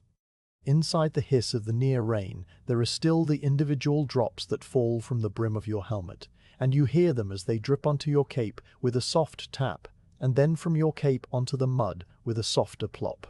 These drops are the closest sounds to you, the sounds that are almost inside your own head, and they form a small rhythm that is yours alone, a rhythm that no one else can hear and that you do not try to share. One drop falls, and then another, and then a pause, and then 3 drops in quick succession, and the rhythm is as random and as regular as the rain itself. A small private music that accompanies your breathing. The breathing of the men around you is a sound that you can hear now, that you are listening for it. A soft collective rise and fall that is almost like the breathing of a single large animal. Some men breathe through their noses with a faint whistle, others through their mouths with a soft, open sound, and the breaths overlap and interweave, a quiet chorus that underlies all the other sounds. No one sighs, no one groans, no one speaks. The breathing is simply there. A steady, patient rhythm that says we are here, we are waiting, we are alive.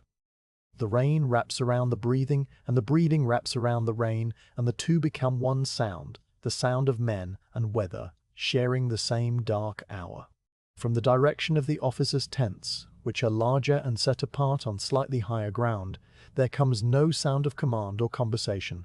only the same rain on the same canvas, but the canvas makes a different sound from the thatch, a tauter, higher drumming that is almost a thrumming, a sound like a finger tapping on a stretched drumhead. The guy ropes of the tents are wet and tight, and they hum very slightly in the faint breeze, a low vibration that is more a feeling in the air than a sound in the ear, a presence that adds another layer to the texture of the night. The officers are presumably asleep or resting, and their silence flows down the slight slope and across the muster field, a silence that tells everyone that there is still time, that the dawn has not yet come, that the waiting will continue. A very small sound now catches your attention, a sound so tiny that you must hold your breath to hear it, the sound of a single insect singing somewhere in the wet grass at the edge of the field. The insect is a cricket or a grasshopper,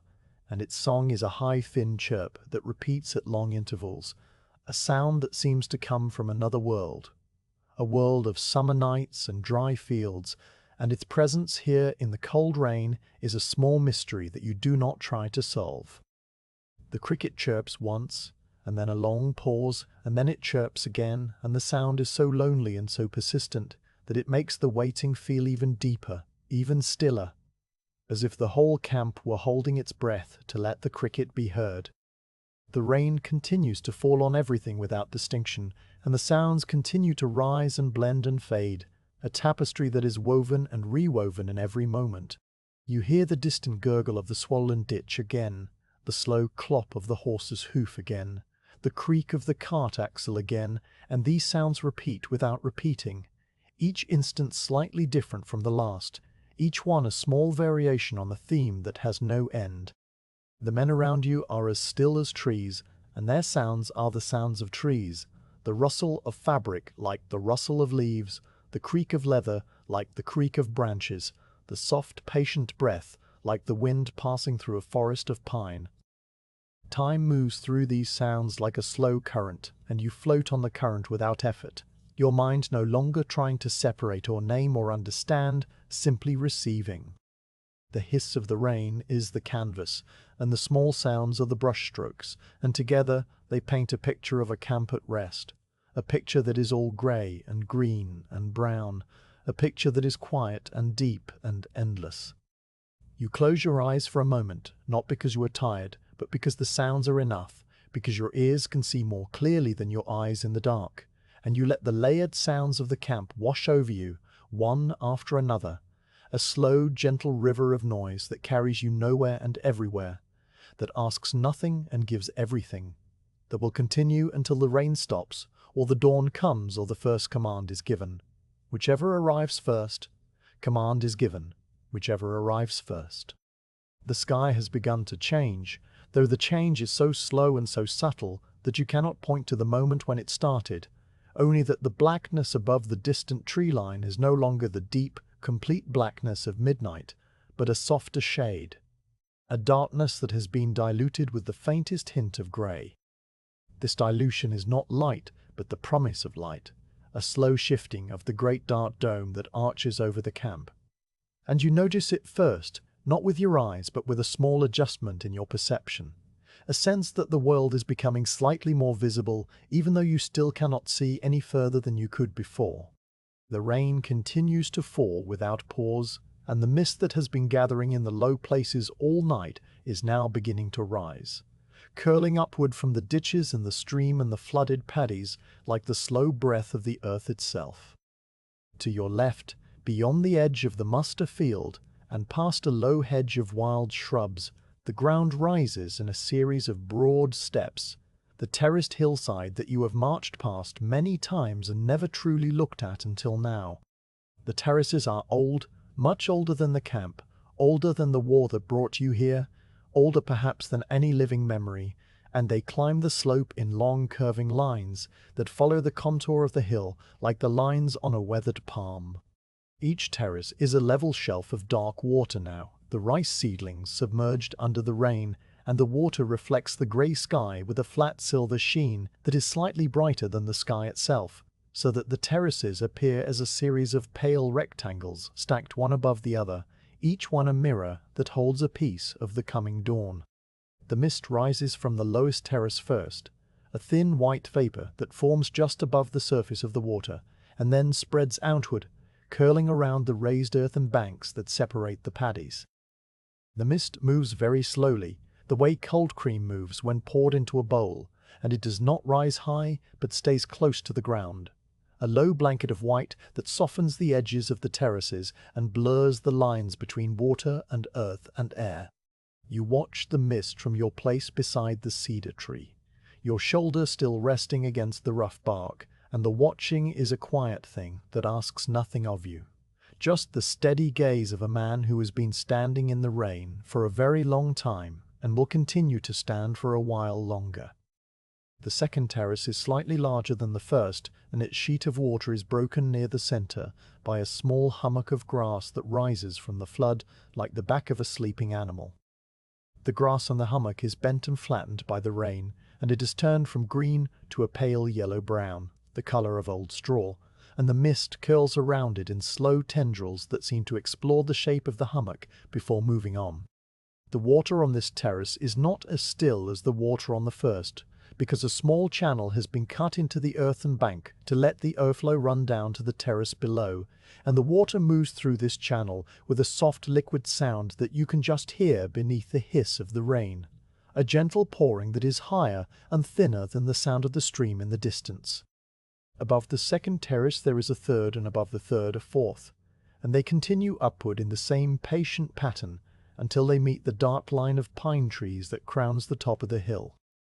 The higher terraces are less distinct than the lower ones, their outlines softened by distance and mist and the grey curtain of the rain, and they appear to float in the air, detached from the hillside, a series of pale silver planes suspended in the grey morning.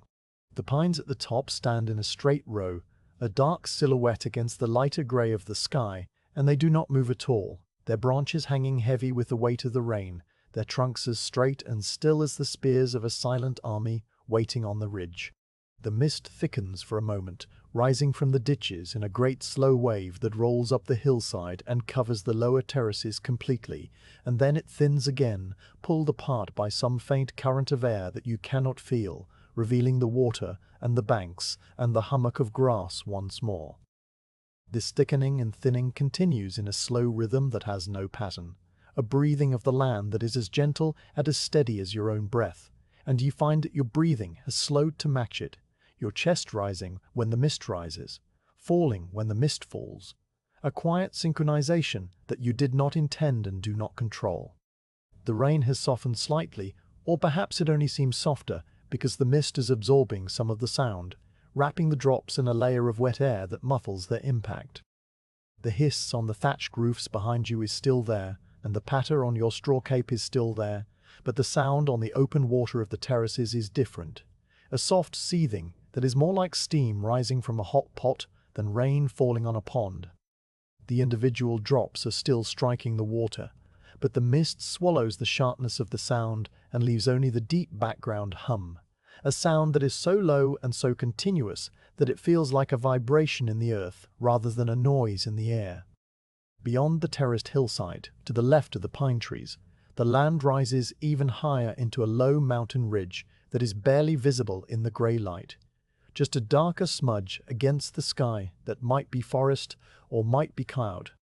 The ridge is far away, several rai at least, and its shape is soft and rounded, worn down by centuries of rain and wind,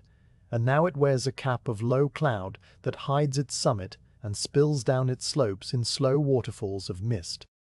The cloud and the mist and the rain all merge into one continuous grey veil that hangs between you and the mountain, and the mountain seems to retreat behind this veil, becoming less a solid thing and more a suggestion,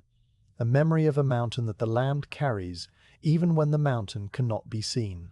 Closer to the camp, between the muster field and the first terrace, there is a narrow ditch that runs along the bottom of the slope, and this ditch is filled with rainwater until it is nearly overflowing, a long dark channel of moving water that carries the runoff from the hillside down toward the stream. The water in the ditch is the color of strong tea, a deep brown that comes from the soil and the dead leaves and the roots that line its banks, and it moves with a slow, steady purpose, carrying small flecks of straw and the occasional floating leaf.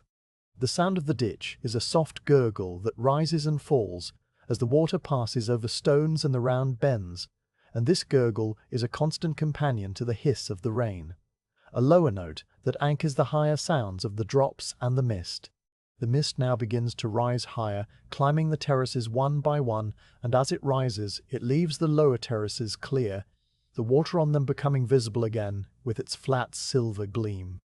The highest terrace that you can see is almost completely covered in mist, only its nearest corner still visible, and that corner fades and reappears as the mist shifts, a small triangle of pale water that seems to be disconnected from everything, floating in the grey air like a fragment of a dream.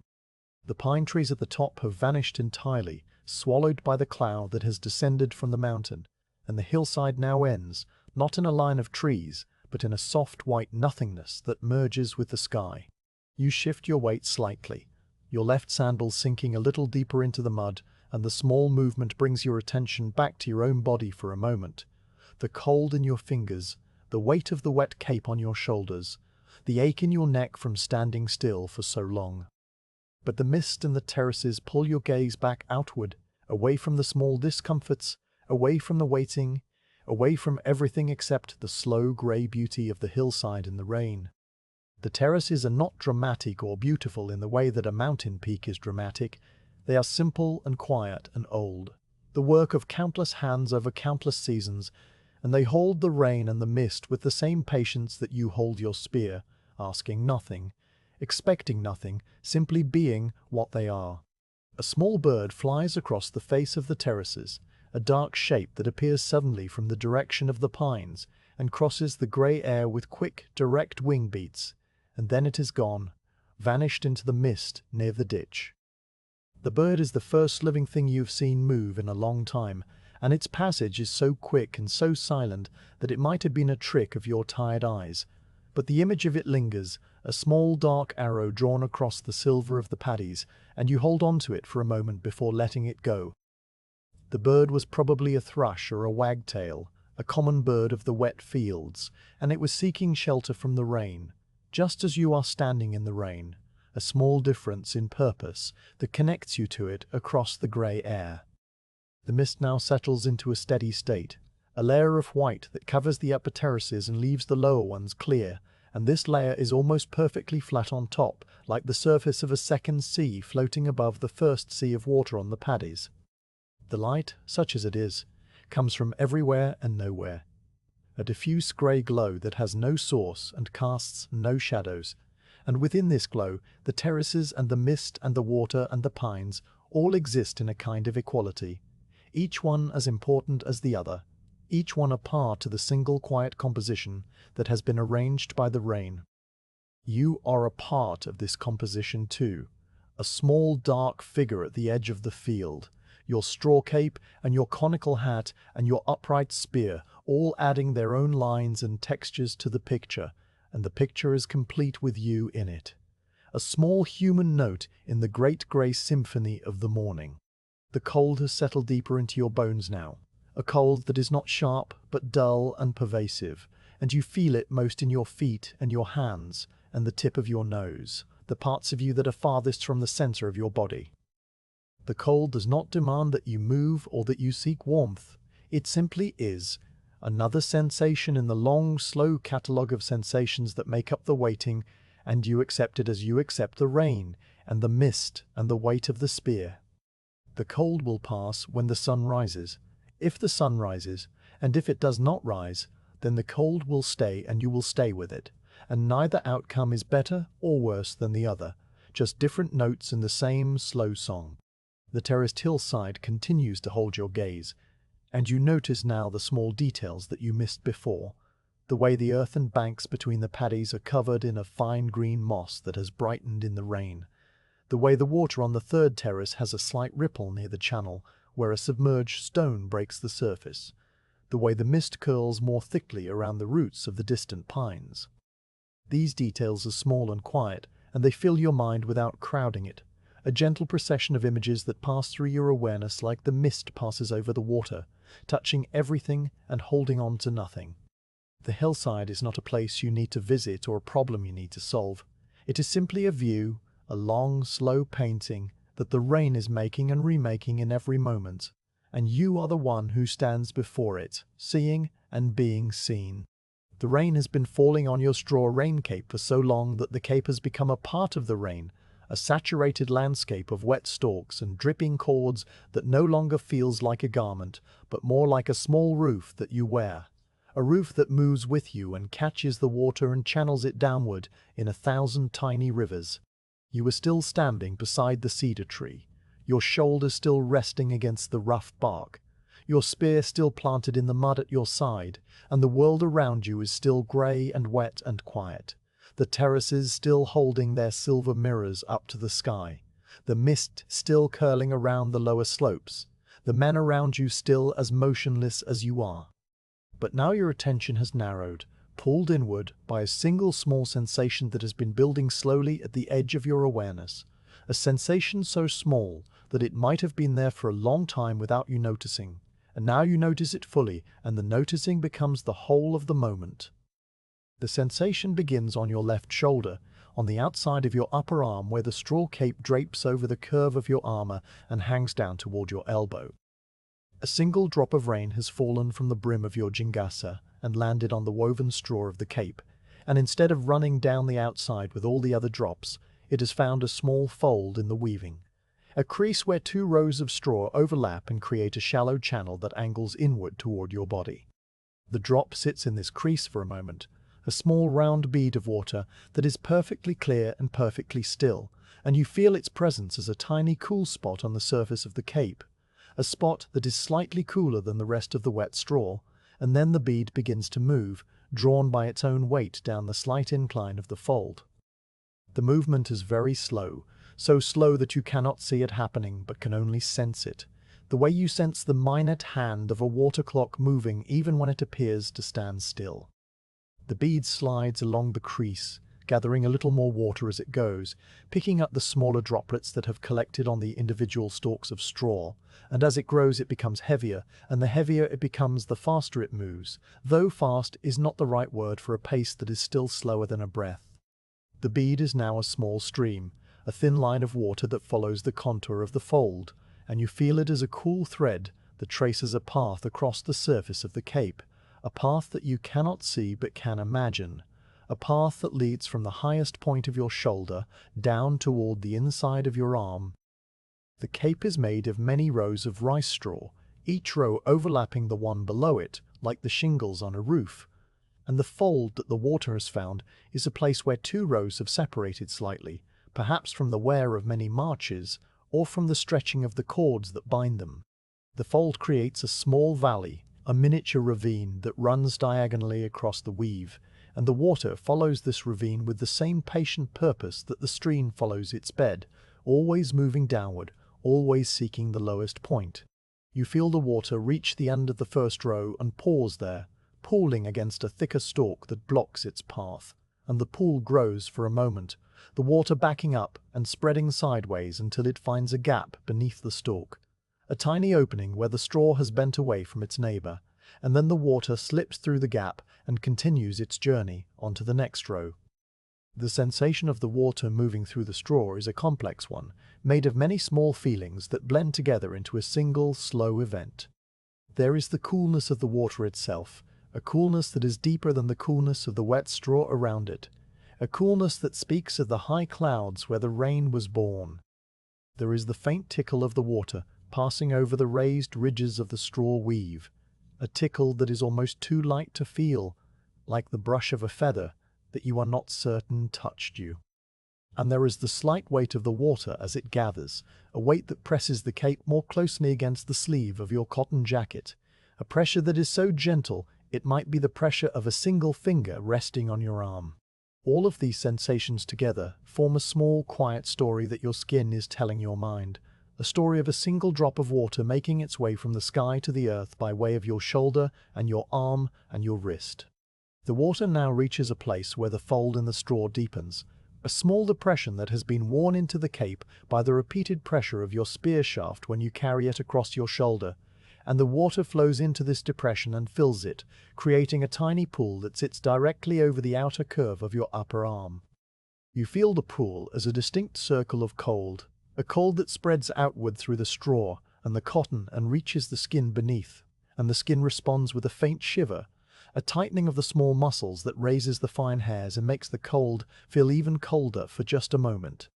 The pool grows until it overflows the edge of the depression, and then the water spills over in a single thin sheet that runs down the inside of the fold, and the sheet quickly narrows back into a thread, a silver line that continues its slow descent. The thread of water now passes over a spot where the straw has been rubbed smooth by the friction of your armor, the individual stalks polished to a soft sheen that offers no resistance, and the water speeds up very slightly, a brief acceleration that you feel as a quickening of the cool sensation, a small rush that lasts only a few seconds before the thread reaches a rougher patch and slows again.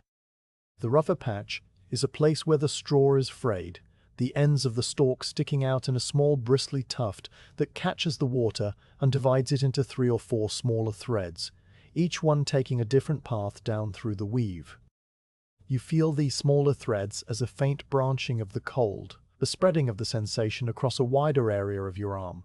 and then the threads rejoin lower down, drawn back together by the slope of the fold, and the single thread reforms, slightly thicker now, slightly heavier. The thread is now approaching the inside of your elbow, the place where the cape folds naturally as your arm hangs at your side, and here the fold in the straw becomes a crease a sharp angle that the water must navigate. The water pools at the top of the crease for a long moment, gathering itself, and you feel the pool growing against the sensitive skin of your inner arm, just above the elbow, a cold weight that is becoming impossible to ignore, though you are not trying to ignore it, you are simply feeling it, letting it be what it is. The pool grows until it is a small reservoir, a droplet the size of a grain of rice, and then it spills over the edge of the crease and runs down in a single swift line along the inside of your forearm, and the sensation changes from a pool to a line, from a circle of cold to a stripe of cold, a stripe that is narrow and straight and very, very cold. The inside of your forearm is covered by the sleeve of your cotton jacket, and the water has not yet reached the skin because the cotton is still dry, or mostly dry, protected by the overlapping straw of the cape. But the water is now running between the cape and the sleeve, a thin layer of moisture that is trapped in the narrow space, and you feel it as a cool pressure that moves steadily downward, following the line of the bone, passing over the small tendons that flex your fingers. The sensation is so precise that you can almost trace the path of the water with your mind, drawing a line from the crease of your elbow down toward your wrist, a line that is as straight and as true as the shaft of your spear. Now the water reaches the place where the cape ends, the hem that hangs just below your elbow, and here it faces a new obstacle, a gap between the straw and the cotton sleeve where the air can enter. The water slows at this gap, hesitating, and a single drop forms at the very edge of the straw, a drop that hangs there for a long moment, gathering more water from the thread above it, growing rounder and heavier and more silver. You cannot see this drop, but you can feel it, a small pendant weight at the end of the cape, a weight that tugs very gently on the fabric and then, when it is too heavy to hold, releases. The drop falls through the narrow space between the cape and your sleeve and lands on the bare skin of your wrist, just where the sleeve ends and the hand begins, and the shock of it is a small bright spark of cold that makes your fingers twitch very slightly, a twitch that is over before you can stop it. The drop is not large, no larger than a tear, but it is so cold and so sudden that it stands out against the general background chill of the morning, a single sharp note in a low, slow song. You feel the drop spread on your skin, the water following the fine lines and creases of your wrist, finding the small hollow where the pulse beats, and then the cold fades as the water warms to the temperature of your body, and the sensation becomes just a patch of dampness, a small wet spot that will remain until the rain stops or the wind blows it dry.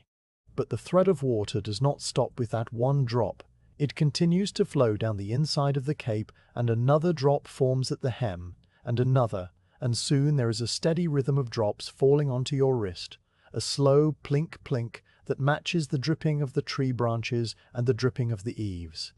Each drop is a small cold shock, and then it fades, and then the next drop comes, and the rhythm is so steady and so predictable that your wrist begins to anticipate the next drop before it falls, the skin tensing very slightly in the moment before the impact, and then relaxing as the cold spreads and warms and disappears. This small cycle of anticipation and release becomes a kind of breathing, a pulse that joins the larger pulse of the rain and the mist and the slow turning of the earth beneath your feet. Meanwhile, other streams have formed elsewhere on your gear, and you become aware of them one by one, each one a separate thread in the wet fabric of the morning. On your right shoulder there is a similar trickle, a small river that has found a path from the brim of your helmet down through the straw of your cape and onto the back of your hand, where it runs along the ridge of your knuckles and drips from the tip of your little finger. The water on your hand is a constant, cool presence, a line of cold that moves every time you flex your fingers, and you watch the drops fall from your fingertip into the mud, each one making a tiny crater that immediately fills with water and vanishes. On the back of your neck, there is a single drop that has somehow worked its way under the chin cord of your jingasa and found the gap between the helmet and the collar of your cape. And this drop has been there for some time, a small cold bead that rolls very slowly down the groove of your spine, tracing the bumps of the vertebrae one by one. You feel it pass the first bump, and then the second, and then it pauses at the place where your armor presses against your back. and the pause is a small accumulation of cold that makes you want to shiver, though you do not shiver. You simply let the drop sit there until it finds a way around the armor and continues its journey downward. On your left thigh, there is a steady stream of water that has run down the outside of your cape and is now dripping onto the top of your leg, soaking through the cotton trousers and reaching the skin beneath. A slow spreading stain of cold that is wider and more diffuse than the sharp lines on your arm, a general coolness rather than a specific point. The water on your thigh does not move in a single stream, but in a broad sheet, a thin film that covers the whole front of your leg from hip to knee, and you feel it as a constant cool pressure, a pressure that is heavier than the other streams, a weight of water that the fabric holds against your skin like a wet cloth laid there by a healer. And on your feet, inside your waraji sandals, the mud and the water have combined to create a cold slurry that squelches between your toes with every small movement, a slurry that is gritty with fine sand and soft with clay, and the sensation is a cold squish that you feel in the arch of your foot and the ball of your foot, and the spaces between the toes, a cold that is so constant and so complete that your feet have become numb to it, or not exactly, but accustomed to the cold of the river. The water in your sandals does not drip or trickle. It simply is, a steady state of wetness that has no beginning and no end, a small ocean that you carry with you wherever you walk. All of these streams and trickles and drops are happening at the same time, a quiet chorus of water moving through straw and cloth and across skin, and you are the still point at the center of it, the one who feels and does not react, the one who feels and does not react, the one who waits. The rain continues to fall, and the streams continue to flow, and the morning continues to lighten by imperceptible degrees, and you stand there in your wet cape and your wet sandals, and your wet skin, not uncomfortable, not impatient, simply present, a man shaped by the rain into something that is half earth and half water, a creature of the grey morning that has learned to let the water pass through him and over him, carrying nothing away except the time. The rain has become a single sound now, a steady white noise that no longer rises or falls or changes in any way that you can measure, and within this sound your own breathing has emerged as the only other rhythm, the only other movement in a world that has grown still around you. You do not remember when you first became aware of your breath, whether it was when the mist was rising from the terraces, or when the first drop fell from your cape onto your wrist, or when you shifted the spear from your right hand to your left. But at some point, the awareness arrived and settled in you, a quiet companion that has been with you ever since. Your breath moves in and out of your body with the same steadiness that the rain falls from the sky, and the two rhythms have begun to align, not perfectly, but loosely, a pair of old travelers walking the same road at slightly different paces. You watch the breath leave your lips as a small cloud of vapor, a pale ghost that forms just beyond your mouth and then rises very slowly, spreading outward and thinning until it merges with the grey mist that hangs over the muster field. The vapor is warm when it leaves you, carrying the heat of your lungs and your blood into the cold, wet air, and you feel the warmth of it against your upper lip for the briefest moment before the cold replaces it, a small cycle of warm and cold that repeats with every exhalation. The breath clouds are not large or dramatic. They are small and faint and barely visible, and you can only see them because the sky is still dark enough to catch the white against the grey, a soft contrast that would vanish in full daylight.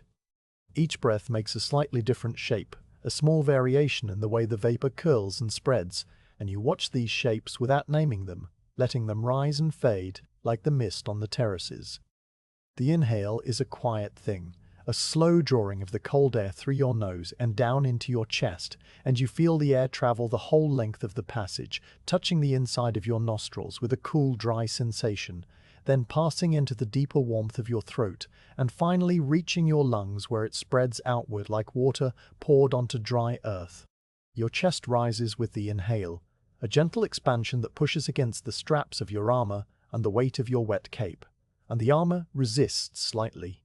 A firm pressure that reminds you of its presence, and then the inhale reaches its peak and pauses, a small still point at the top of the breath where nothing moves and nothing changes. a moment of suspension that lasts only a heartbeat before the exhale begins. The exhale is a release, a slow letting go that travels back up the same path, the warm air leaving your lungs and passing through your throat and flowing out of your nose or your mouth, depending on some small decision that you do not consciously make. The exhale is slightly longer than the inhale, a drawn-out softening that empties you gradually, and at the very end of it there is another pause, a small still point at the bottom of the breath where your lungs are nearly empty and your body is quiet. And this pause is the calmest part of the whole cycle, a tiny rest that asks nothing of you and gives everything. Then the inhale begins again, drawn by some deep clockwork that you do not control and do not need to control, and the cycle repeats, and the repetition is the rhythm of your waiting. The rhythm is not a count. You are not numbering the breaths or measuring their length or comparing one to another. The rhythm is simply a fact, a steady pulse that underlies everything else, and you rest on it the way a boat rests on a slow river, carried forward without effort. Sometimes the breath is slightly deeper, a fuller inhale that fills the very bottom of your lungs and lifts your shoulders a fraction of an inch, and this deeper breath comes when your body decides it needs more air, perhaps because the cold has tightened something or because you have been standing too still for too long. Other times the breath is shallower, a small sip of air that barely moves your chest, and these shallow breaths come when your body is closest to sleep, hovering on the edge of a standing doze that never quite arrives. The deep breaths and the shallow breaths alternate without pattern, a natural variation that keeps the rhythm alive and human, a small imperfection that is more perfect than any machine could make. Your breath has a sound, a very quiet sound that you can hear only because the world around you is so still, a soft whisper of air moving through the narrow passages of your nose, a faint rush that rises and falls with each cycle. The sound is not a hiss like the rain or a gurgle like the ditch. It is a drier sound, a gentle shh that is more felt than heard, a sound that is so close to you that it seems to come from inside your own head, which of course it does. When you exhale through your mouth, the sound changes slightly, becoming a little more open, a soft ha that is warmer and more visible, and then it fades back into the nasal shh on the next inhale, a small shift in tone that marks the passage of the breaths, like the turning of a page in a book with no words. The rain continues to fall around you while you breathe, and the sound of the rain has become so familiar that it is no longer a separate thing but a part of your own stillness, a background that your breath plays against, like a single soft note played against a deep drone. The drone is constant, the note is rhythmic, and together they make a music that is not music, a soundscape that has no melody and no climax, just an endless slow unfolding of wet air and cool vapor and the quiet bellows of your lungs. The men around you are breathing too, each one with his own rhythm, his own small clouds of vapor rising into the grey air, and though you cannot see them clearly, you sense their presence through the collective soft sound of many lungs working, many chests rising and falling, a quiet chorus that surrounds you on all sides. Now your attention drifts from the sound of your breath to the feeling of it, the physical sensations that accompany each inhale and exhale, and you find that there are many sensations, a whole landscape of small feelings that you have never noticed before. The cool air entering your nose is a distinct point of cold, a small icy spot just inside each nostril that warms almost immediately as the air moves deeper, the cold replaced by a neutral coolness that you feel in the back of your throat. Your throat itself is slightly dry from breathing the wet air for so long, a faint scratchiness that the inhale soothes and the exhale irritates, a small cycle of comfort and discomfort that is too mild to be called either. The air passing over your tongue when you breathe through your mouth carries the taste of the rain, a clean metallic taste that is almost like the taste of stone, a taste that has been in your mouth all night and will remain there until you drink something warm. Your chest expands with each inhale, and you feel the expansion against the inside of your armor, the iron plates pressing back against your ribs, a firm resistance that is not uncomfortable but simply present, a boundary that your breath pushes against and then retreats from. The armor is cold against your chest, and the contrast between the cold iron and the warm movement of your breath is a small duality, an outer cold and an inner warmth that meet at the boundary of your skin.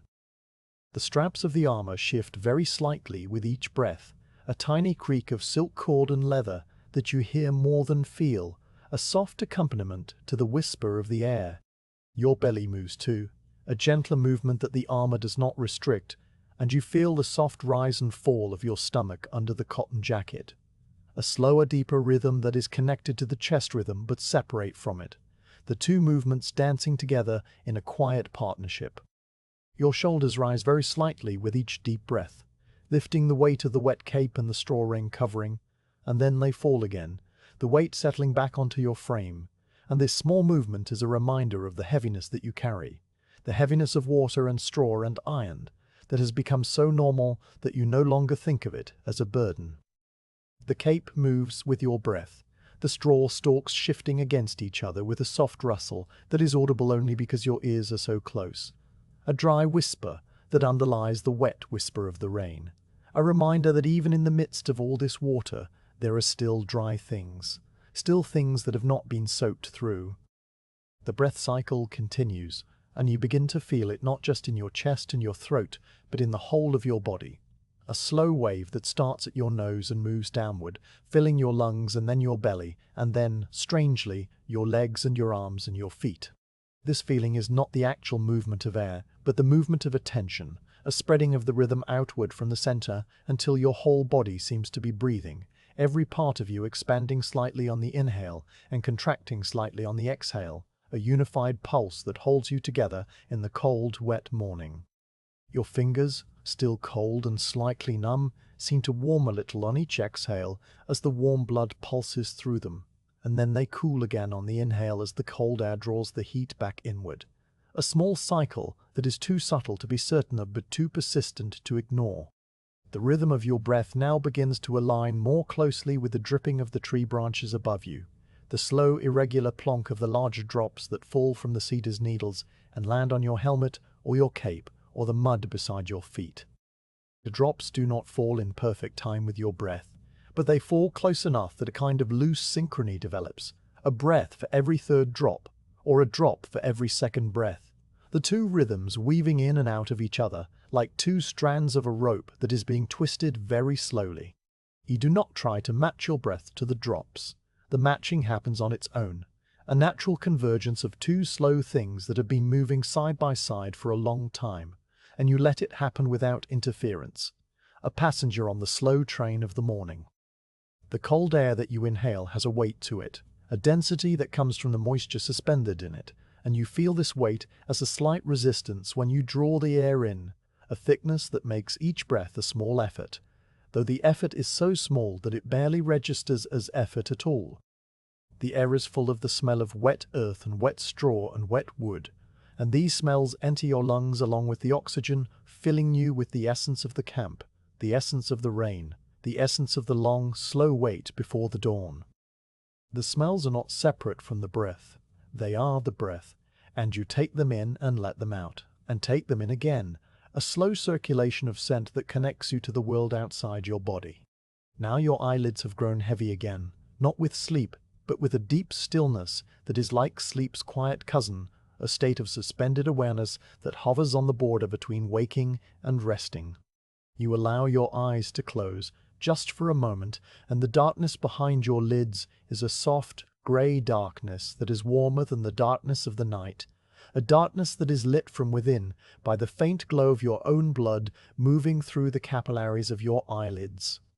Your breath continues in this darkness, and you feel it more clearly now that your eyes are closed, the inhale and the exhale becoming the whole of your experience, a slow tide that washes in and out of the dark, carrying you with it. The tide of your breath is a calm tide, a tide that does not storm or crash, but simply rises and falls with the same gentle persistence that the rain rises from the earth to the sky and falls from the sky to the earth, a small local version of the great water cycle that has been turning since the world began. You are a part of that cycle now, taking in the wet air and giving back the warm vapor, and the vapor rises into the mist, and the mist rises into the clouds, and the clouds fall as rain, and the rain soaks into the earth, and the earth feeds the trees, and the earth feeds the trees, and the trees release the oxygen, and the oxygen fills your lungs, and the circle is complete and unbroken, a slow-turning wheel that carries you and the tree and the rain and the mud and the whole camp its steady revolution. Your breath slows even further, the inhales growing longer and deeper, the pauses at the top and bottom of the breath extending by a fraction of a second, and you feel your body settling deeper into its own stillness, the weight of your bones pressing down into the mud receiving the weight and holding it, the earth beneath the mud solid and ancient and unmoving. The spear has become a part of your stillness, its shaft a straight line that parallels the straight line of your spine, and the tree has become a part of your stillness, its trunk a broad column that mirrors the column of your body, and the rain has become a part of your stillness, its endless fall, a gentle curtain that wraps around you and protects you from any thought of movement or change. The other men around you are breathing too, and their breaths are a soft collective sound that blends with the rain and the mist and the distant stream, a sound that is not separate from the world, but woven into it, a thread in the great tapestry of the morning. No one has spoken for a very long time, and no one will speak until the command comes, and the command may not come for a very long time yet, and so the breaths continue, a quiet choir of waiting men standing in the rain, their lungs filling and emptying, their hearts beating, their bodies slowly turning the cold wet air into warmth and life, and the small white clouds that rise and vanish into the grey sky. You are one of them, and your breath is one of many, and together you breathe the morning into being. One slow inhale at a time, one slow exhale at a time, until the light comes, or the rain stops, or the world ends, whichever comes first. You notice, without turning your head, the nearest Ashigaru a few paces to your right, a shape that has been there all along but has only now separated itself from the general darkness and taken on the distinct outlines of a man. He stands much as you stand, his spear planted in the mud, his straw cape hanging heavy from his shoulders, his conical hat shedding water in a single silver thread that falls from the brim and vanishes into the ground at his feet. His silhouette is a study in simple shapes, the wide triangle of the cape, the round curve of the hat, the straight vertical line of the spear, and he does not move at all except for the very slight rise and fall of his shoulders as he breathes, a motion so subtle that it might be only the rain playing tricks on the fabric. Beyond him there is another figure, and another, a whole line of them stretching away into the grey mist that still clings to the edges of the muster field, each one a small dark pillar in the great dim cathedral of the morning. They are spaced at regular intervals, the distance of a spear's length between each man, a spacing that was measured out long ago by some officer who is now asleep in his tent and has not come to check on them. And the precision of the spacing is a quiet testament to the discipline of men who have learned to stand and wait as a single body.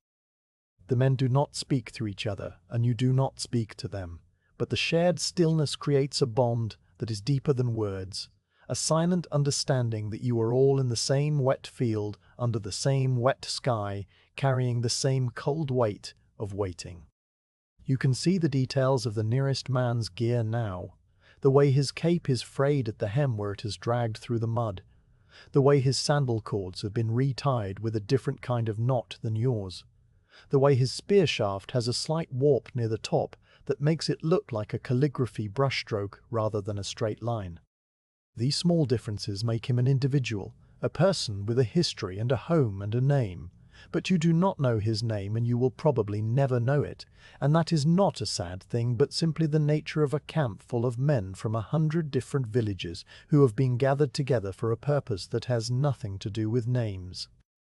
He is simply the Ashigaru on your right, the one who has been standing there since before you arrived, the one who will stand there until the command comes, and that is enough. The man on your left is older, his shoulders slightly stooped under the weight of his armor, his beard a grey smudge against the pale oval of his face beneath the hat brim. He stands with his weight on his right leg and his left leg slightly bent, a pose that speaks of an old injury, or perhaps just the habit of long years of standing in wet fields, and his spear is held not in the mud but across his body like a walking staff, the butt tucked under his armpit and the shaft resting diagonally across his chest. The older man coughs, a soft dry cough that you have heard before in the night, and the sound is a small reminder that you are not alone, that there are others sharing this slow wet dawn with you, each with his own aches and his own cold fingers, and his own cold fingers, and his own thoughts that drift through the grey, like the mist through the terraces. Further down the line, there is a younger man, barely more than a boy, whose straw cape looks too large for him, and whose helmet sits low on his head so that the brim nearly covers his eyes. He shifts his weight from foot to foot every few moments, a small restless motion that is the only movement in the entire line, and you watch this motion without judgment, knowing that he has not yet learned the deep stillness that comes from many seasons of waiting, that his body is still young and full of energy that the rain has not yet dampened. The boy will learn, as you learned, as the old man learned, that waiting is not a pause between actions, but an action in itself, a skill that is honed by long hours and wet feet and the slow turning of the sky. The sound of the men is a soft, collective presence, the rustle of a straw cape when someone shifts, the faint clink of an iron fitting when a spear is adjusted, the occasional soft exhale that is not quite a sigh, but close to it. These sounds do not disturb the quiet. They are part of the quiet, the way the individual drops of rain are part of the hiss, and they weave together into a fabric of sound that covers the field like a second layer of mist. You can hear the breathing of the men, each one at his own pace, and the combined breath rises and falls like the slow pulse of the earth itself, a rhythm that is larger than any single person, and older than the camp, and older than the war, a rhythm that has been going on since the first men stood in the first rain and waited for the first dawn. The line of men stretches away into the mist, and you cannot see where it ends, only that it continues past the edge of your vision and becomes a row of faint shadows that fade into the grey. The line is not perfectly straight, it curves slightly to follow the contour of the field, bending around a large puddle that has formed in a depression, adjusting to the shape of the land the way water adjusts to the shape of a bowl. The men at the far end of the line are little more than suggestions, soft, dark brushstrokes on a grey canvas, and you can only tell that they are men and not trees because of the spears that rise from their centres, thin, vertical lines that are slightly darker than the air around them. No one has spoken a word since you arrived at the tree, and the silence is not an empty silence, but a full one, a silence that contains all the words that do not need to be said. The men are not silent because they are ordered to be silent. They are silent because there is nothing to say, because the rain and the mist and the waiting have made words unnecessary, and any word that was spoken would only be swallowed by the hisses of the rain and forgotten. You think about the words that might be spoken later, the commands that will come when the officers emerge from their tents, the calls to muster and march and move, but those words belong to a different world, a world of action and purpose, and in this world there is only the quiet and the rain and the line of men standing in the mud. The old man on your left shifts his weight again, and his sandal makes a small squelch in the mud, and the sound is so familiar that it might have come from your own foot.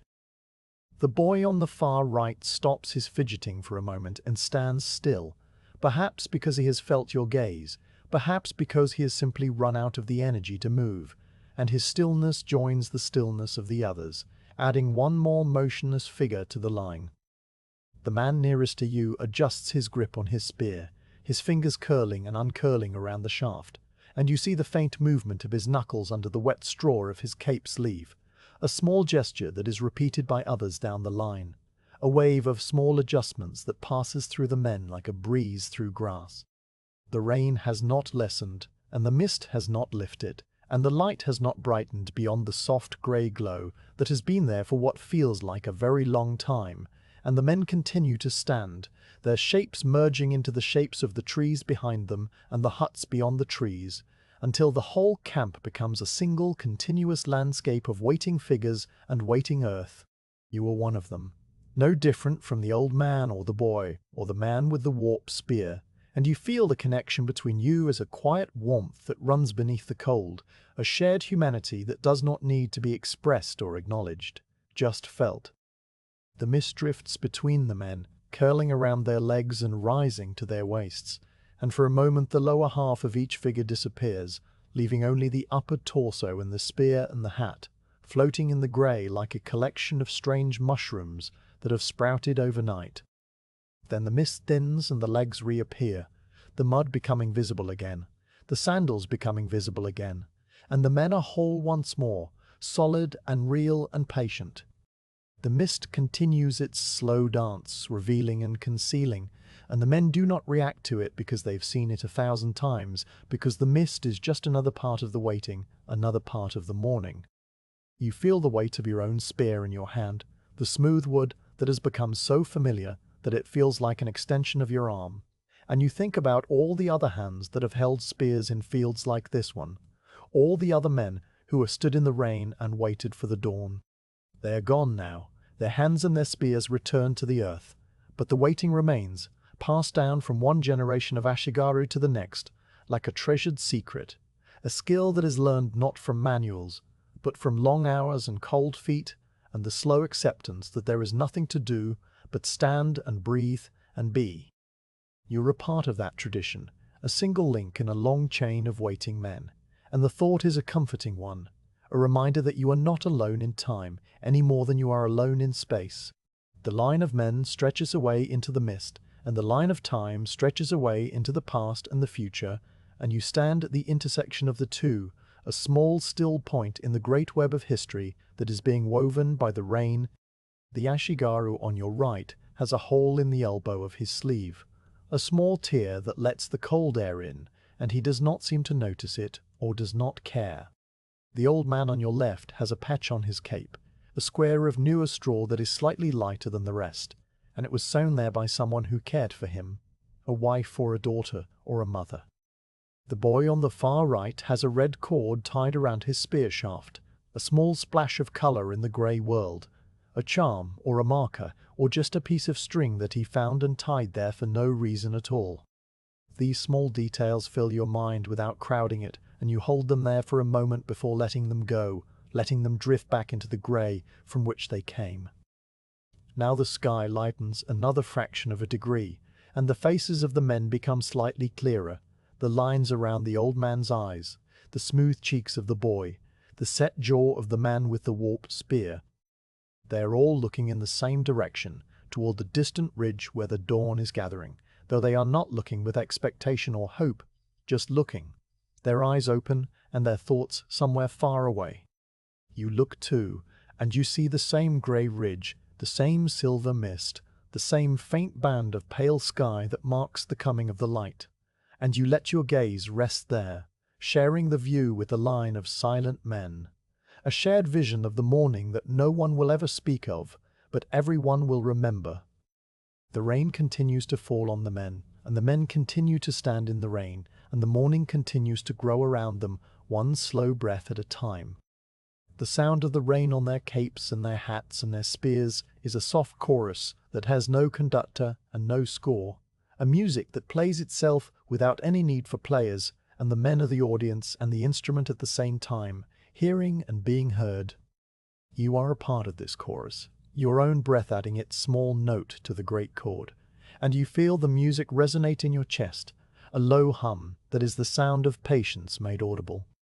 The line of men does not end, it simply fades into the distance, and you know without seeing that there are more men beyond the mist, more lines on other fields, more camps in other valleys, all of them standing in the same rain, all of them waiting for the same dawn. The scale of it is too large to hold in your mind, so you let it go and focus on the small things, the tear in the sleeve, the patch on the cape, the red cord on the spear, the way the old man shifts his weight every few minutes, the way the boy stops fidgeting when he thinks no one is watching. These small things are the whole world, and the whole world is enough. You feel the cold seeping deeper into your bones, and you know that the other men feel it too, that the old man's knee is aching, and the boy's fingers are numb, and the man with the warped spear has a chill that will not leave him for hours. But none of them complain, and none of them leave their posts, and none of them do anything other than stand and wait, because that is what Ashigaru do, what they have always done, what they will always done. The waiting is not a hardship, it is a duty, and the duty is not heavy but light, a small thing that each man carries without effort, like the weight of the rain on his hat. The darkness has been with you for so long that it has become a kind of home, a familiar absence that wraps around your shoulders and fills your eyes and rests against your skin like a cool, smooth cloth. And now, without any announcement or signal, the darkness begins to thin. The change is so gradual that you cannot see it happening, the way you cannot see the hour hand of a water clock moving even when you stare at it. But you can sense it in the same way that you sense the slow shift of the seasons, a deep quiet knowing that arrives not through any single moment, but through the accumulation of many moments that are each too small to notice. The sky above the muster field is no longer the deep, unbroken black of midnight, but a softer shade, a darkness that has been diluted, drop by drop, with the faintest grey, like a pool of clear water into which a single drop of ink has fallen and is still spreading. The rain has not lessened, and the hiss of it on the thatched roofs and the mud and the straw capes continues exactly as it has for hours, a steady white noise that fills the air and makes the silence of the men even deeper. A silence that is not the absence of sound, but the presence of a single sound, that has swallowed all others. The drops still fall straight and fine, a grey curtain that hangs between you and the distant trees, and the mist still curls around the lower terraces and rises from the ditch, and the cold still sits on your fingers and your nose and the back of your neck. But now the quality of the air has changed, a new thinness that allows your eyes to reach further, to pick out shapes that were hidden before. The first thing you notice, the first concrete evidence that the night is ending, is the surface of the puddles in the path that runs past the cedar tree, the same path you walked through the deep mud, what feels like a very long time ago. Before this moment, the puddles were simply dark patches on the darker ground, shapes of absolute black that gave back no light because there was no light to give back, but now they are becoming visible as distinct things, flat sheets of water that hold a faint gleam, a gleam that is not brightness, but the absence of darkness, a pale grey reflection of the sky above. You can see the edges of the puddles where the water meets the mud, a boundary that is not sharp but soft and wavy, and you can see the way the raindrops strike the surface and make small rings that spread outward and intersect with other rings, a constant overlapping pattern of circles that is visible only because the water is now slightly lighter than the air.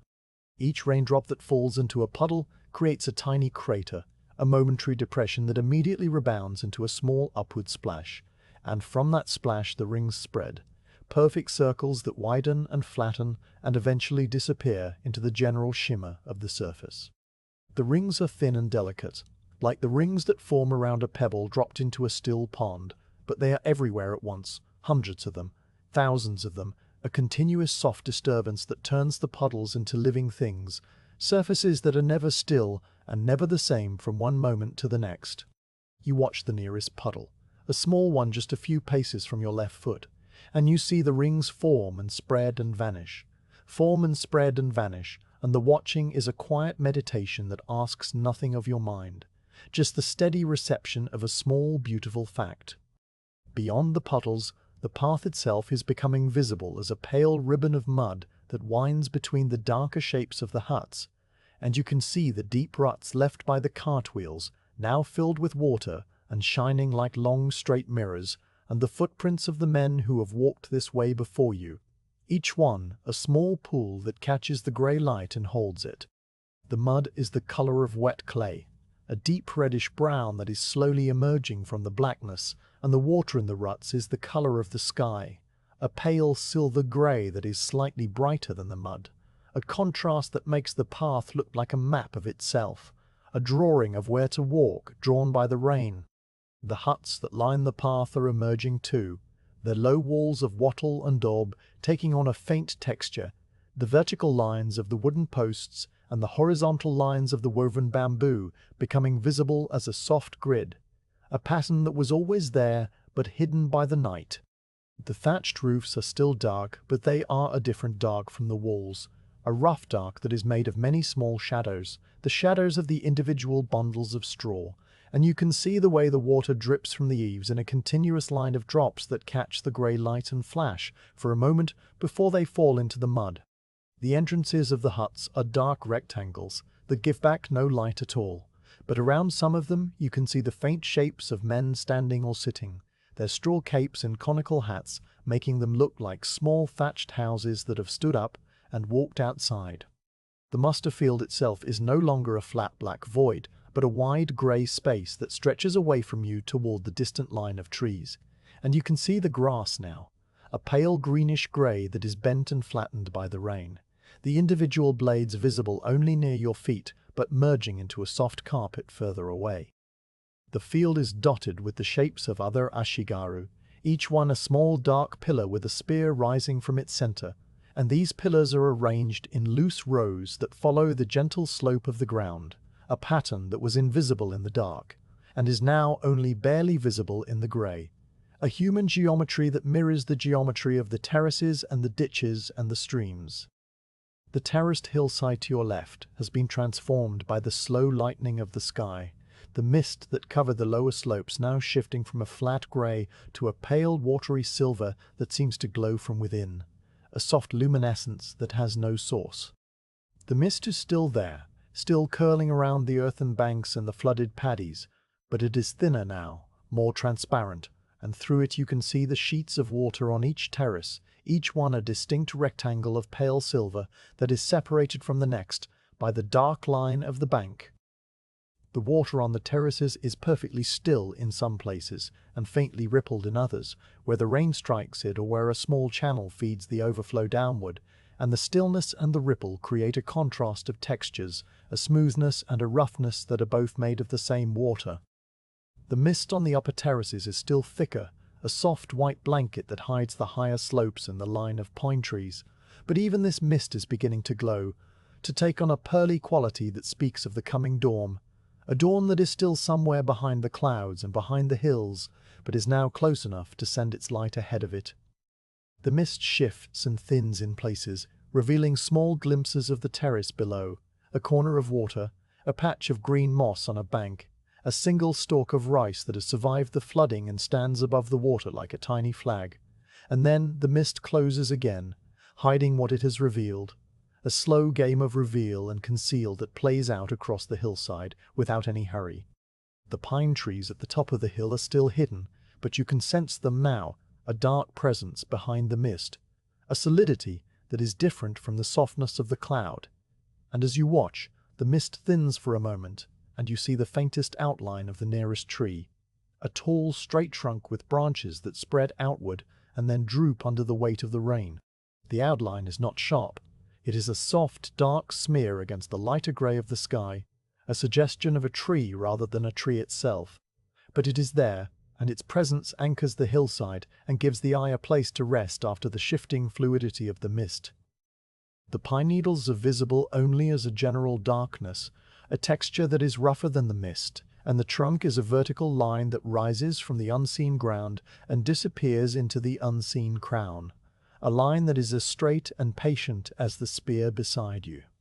The sky above the hillside is no longer a uniform black, but a deep charcoal grey that has layers and variations, lighter near the horizon where the dawn is gathering and darker overhead where the clouds are thickest. The clouds are visible now as a solid ceiling, a flat grey lid that seals the world beneath it, and the rain falls from this ceiling in endless straight lines that are slightly lighter than the clouds themselves, silver threads against the charcoal, a woven curtain that connects the sky to the earth.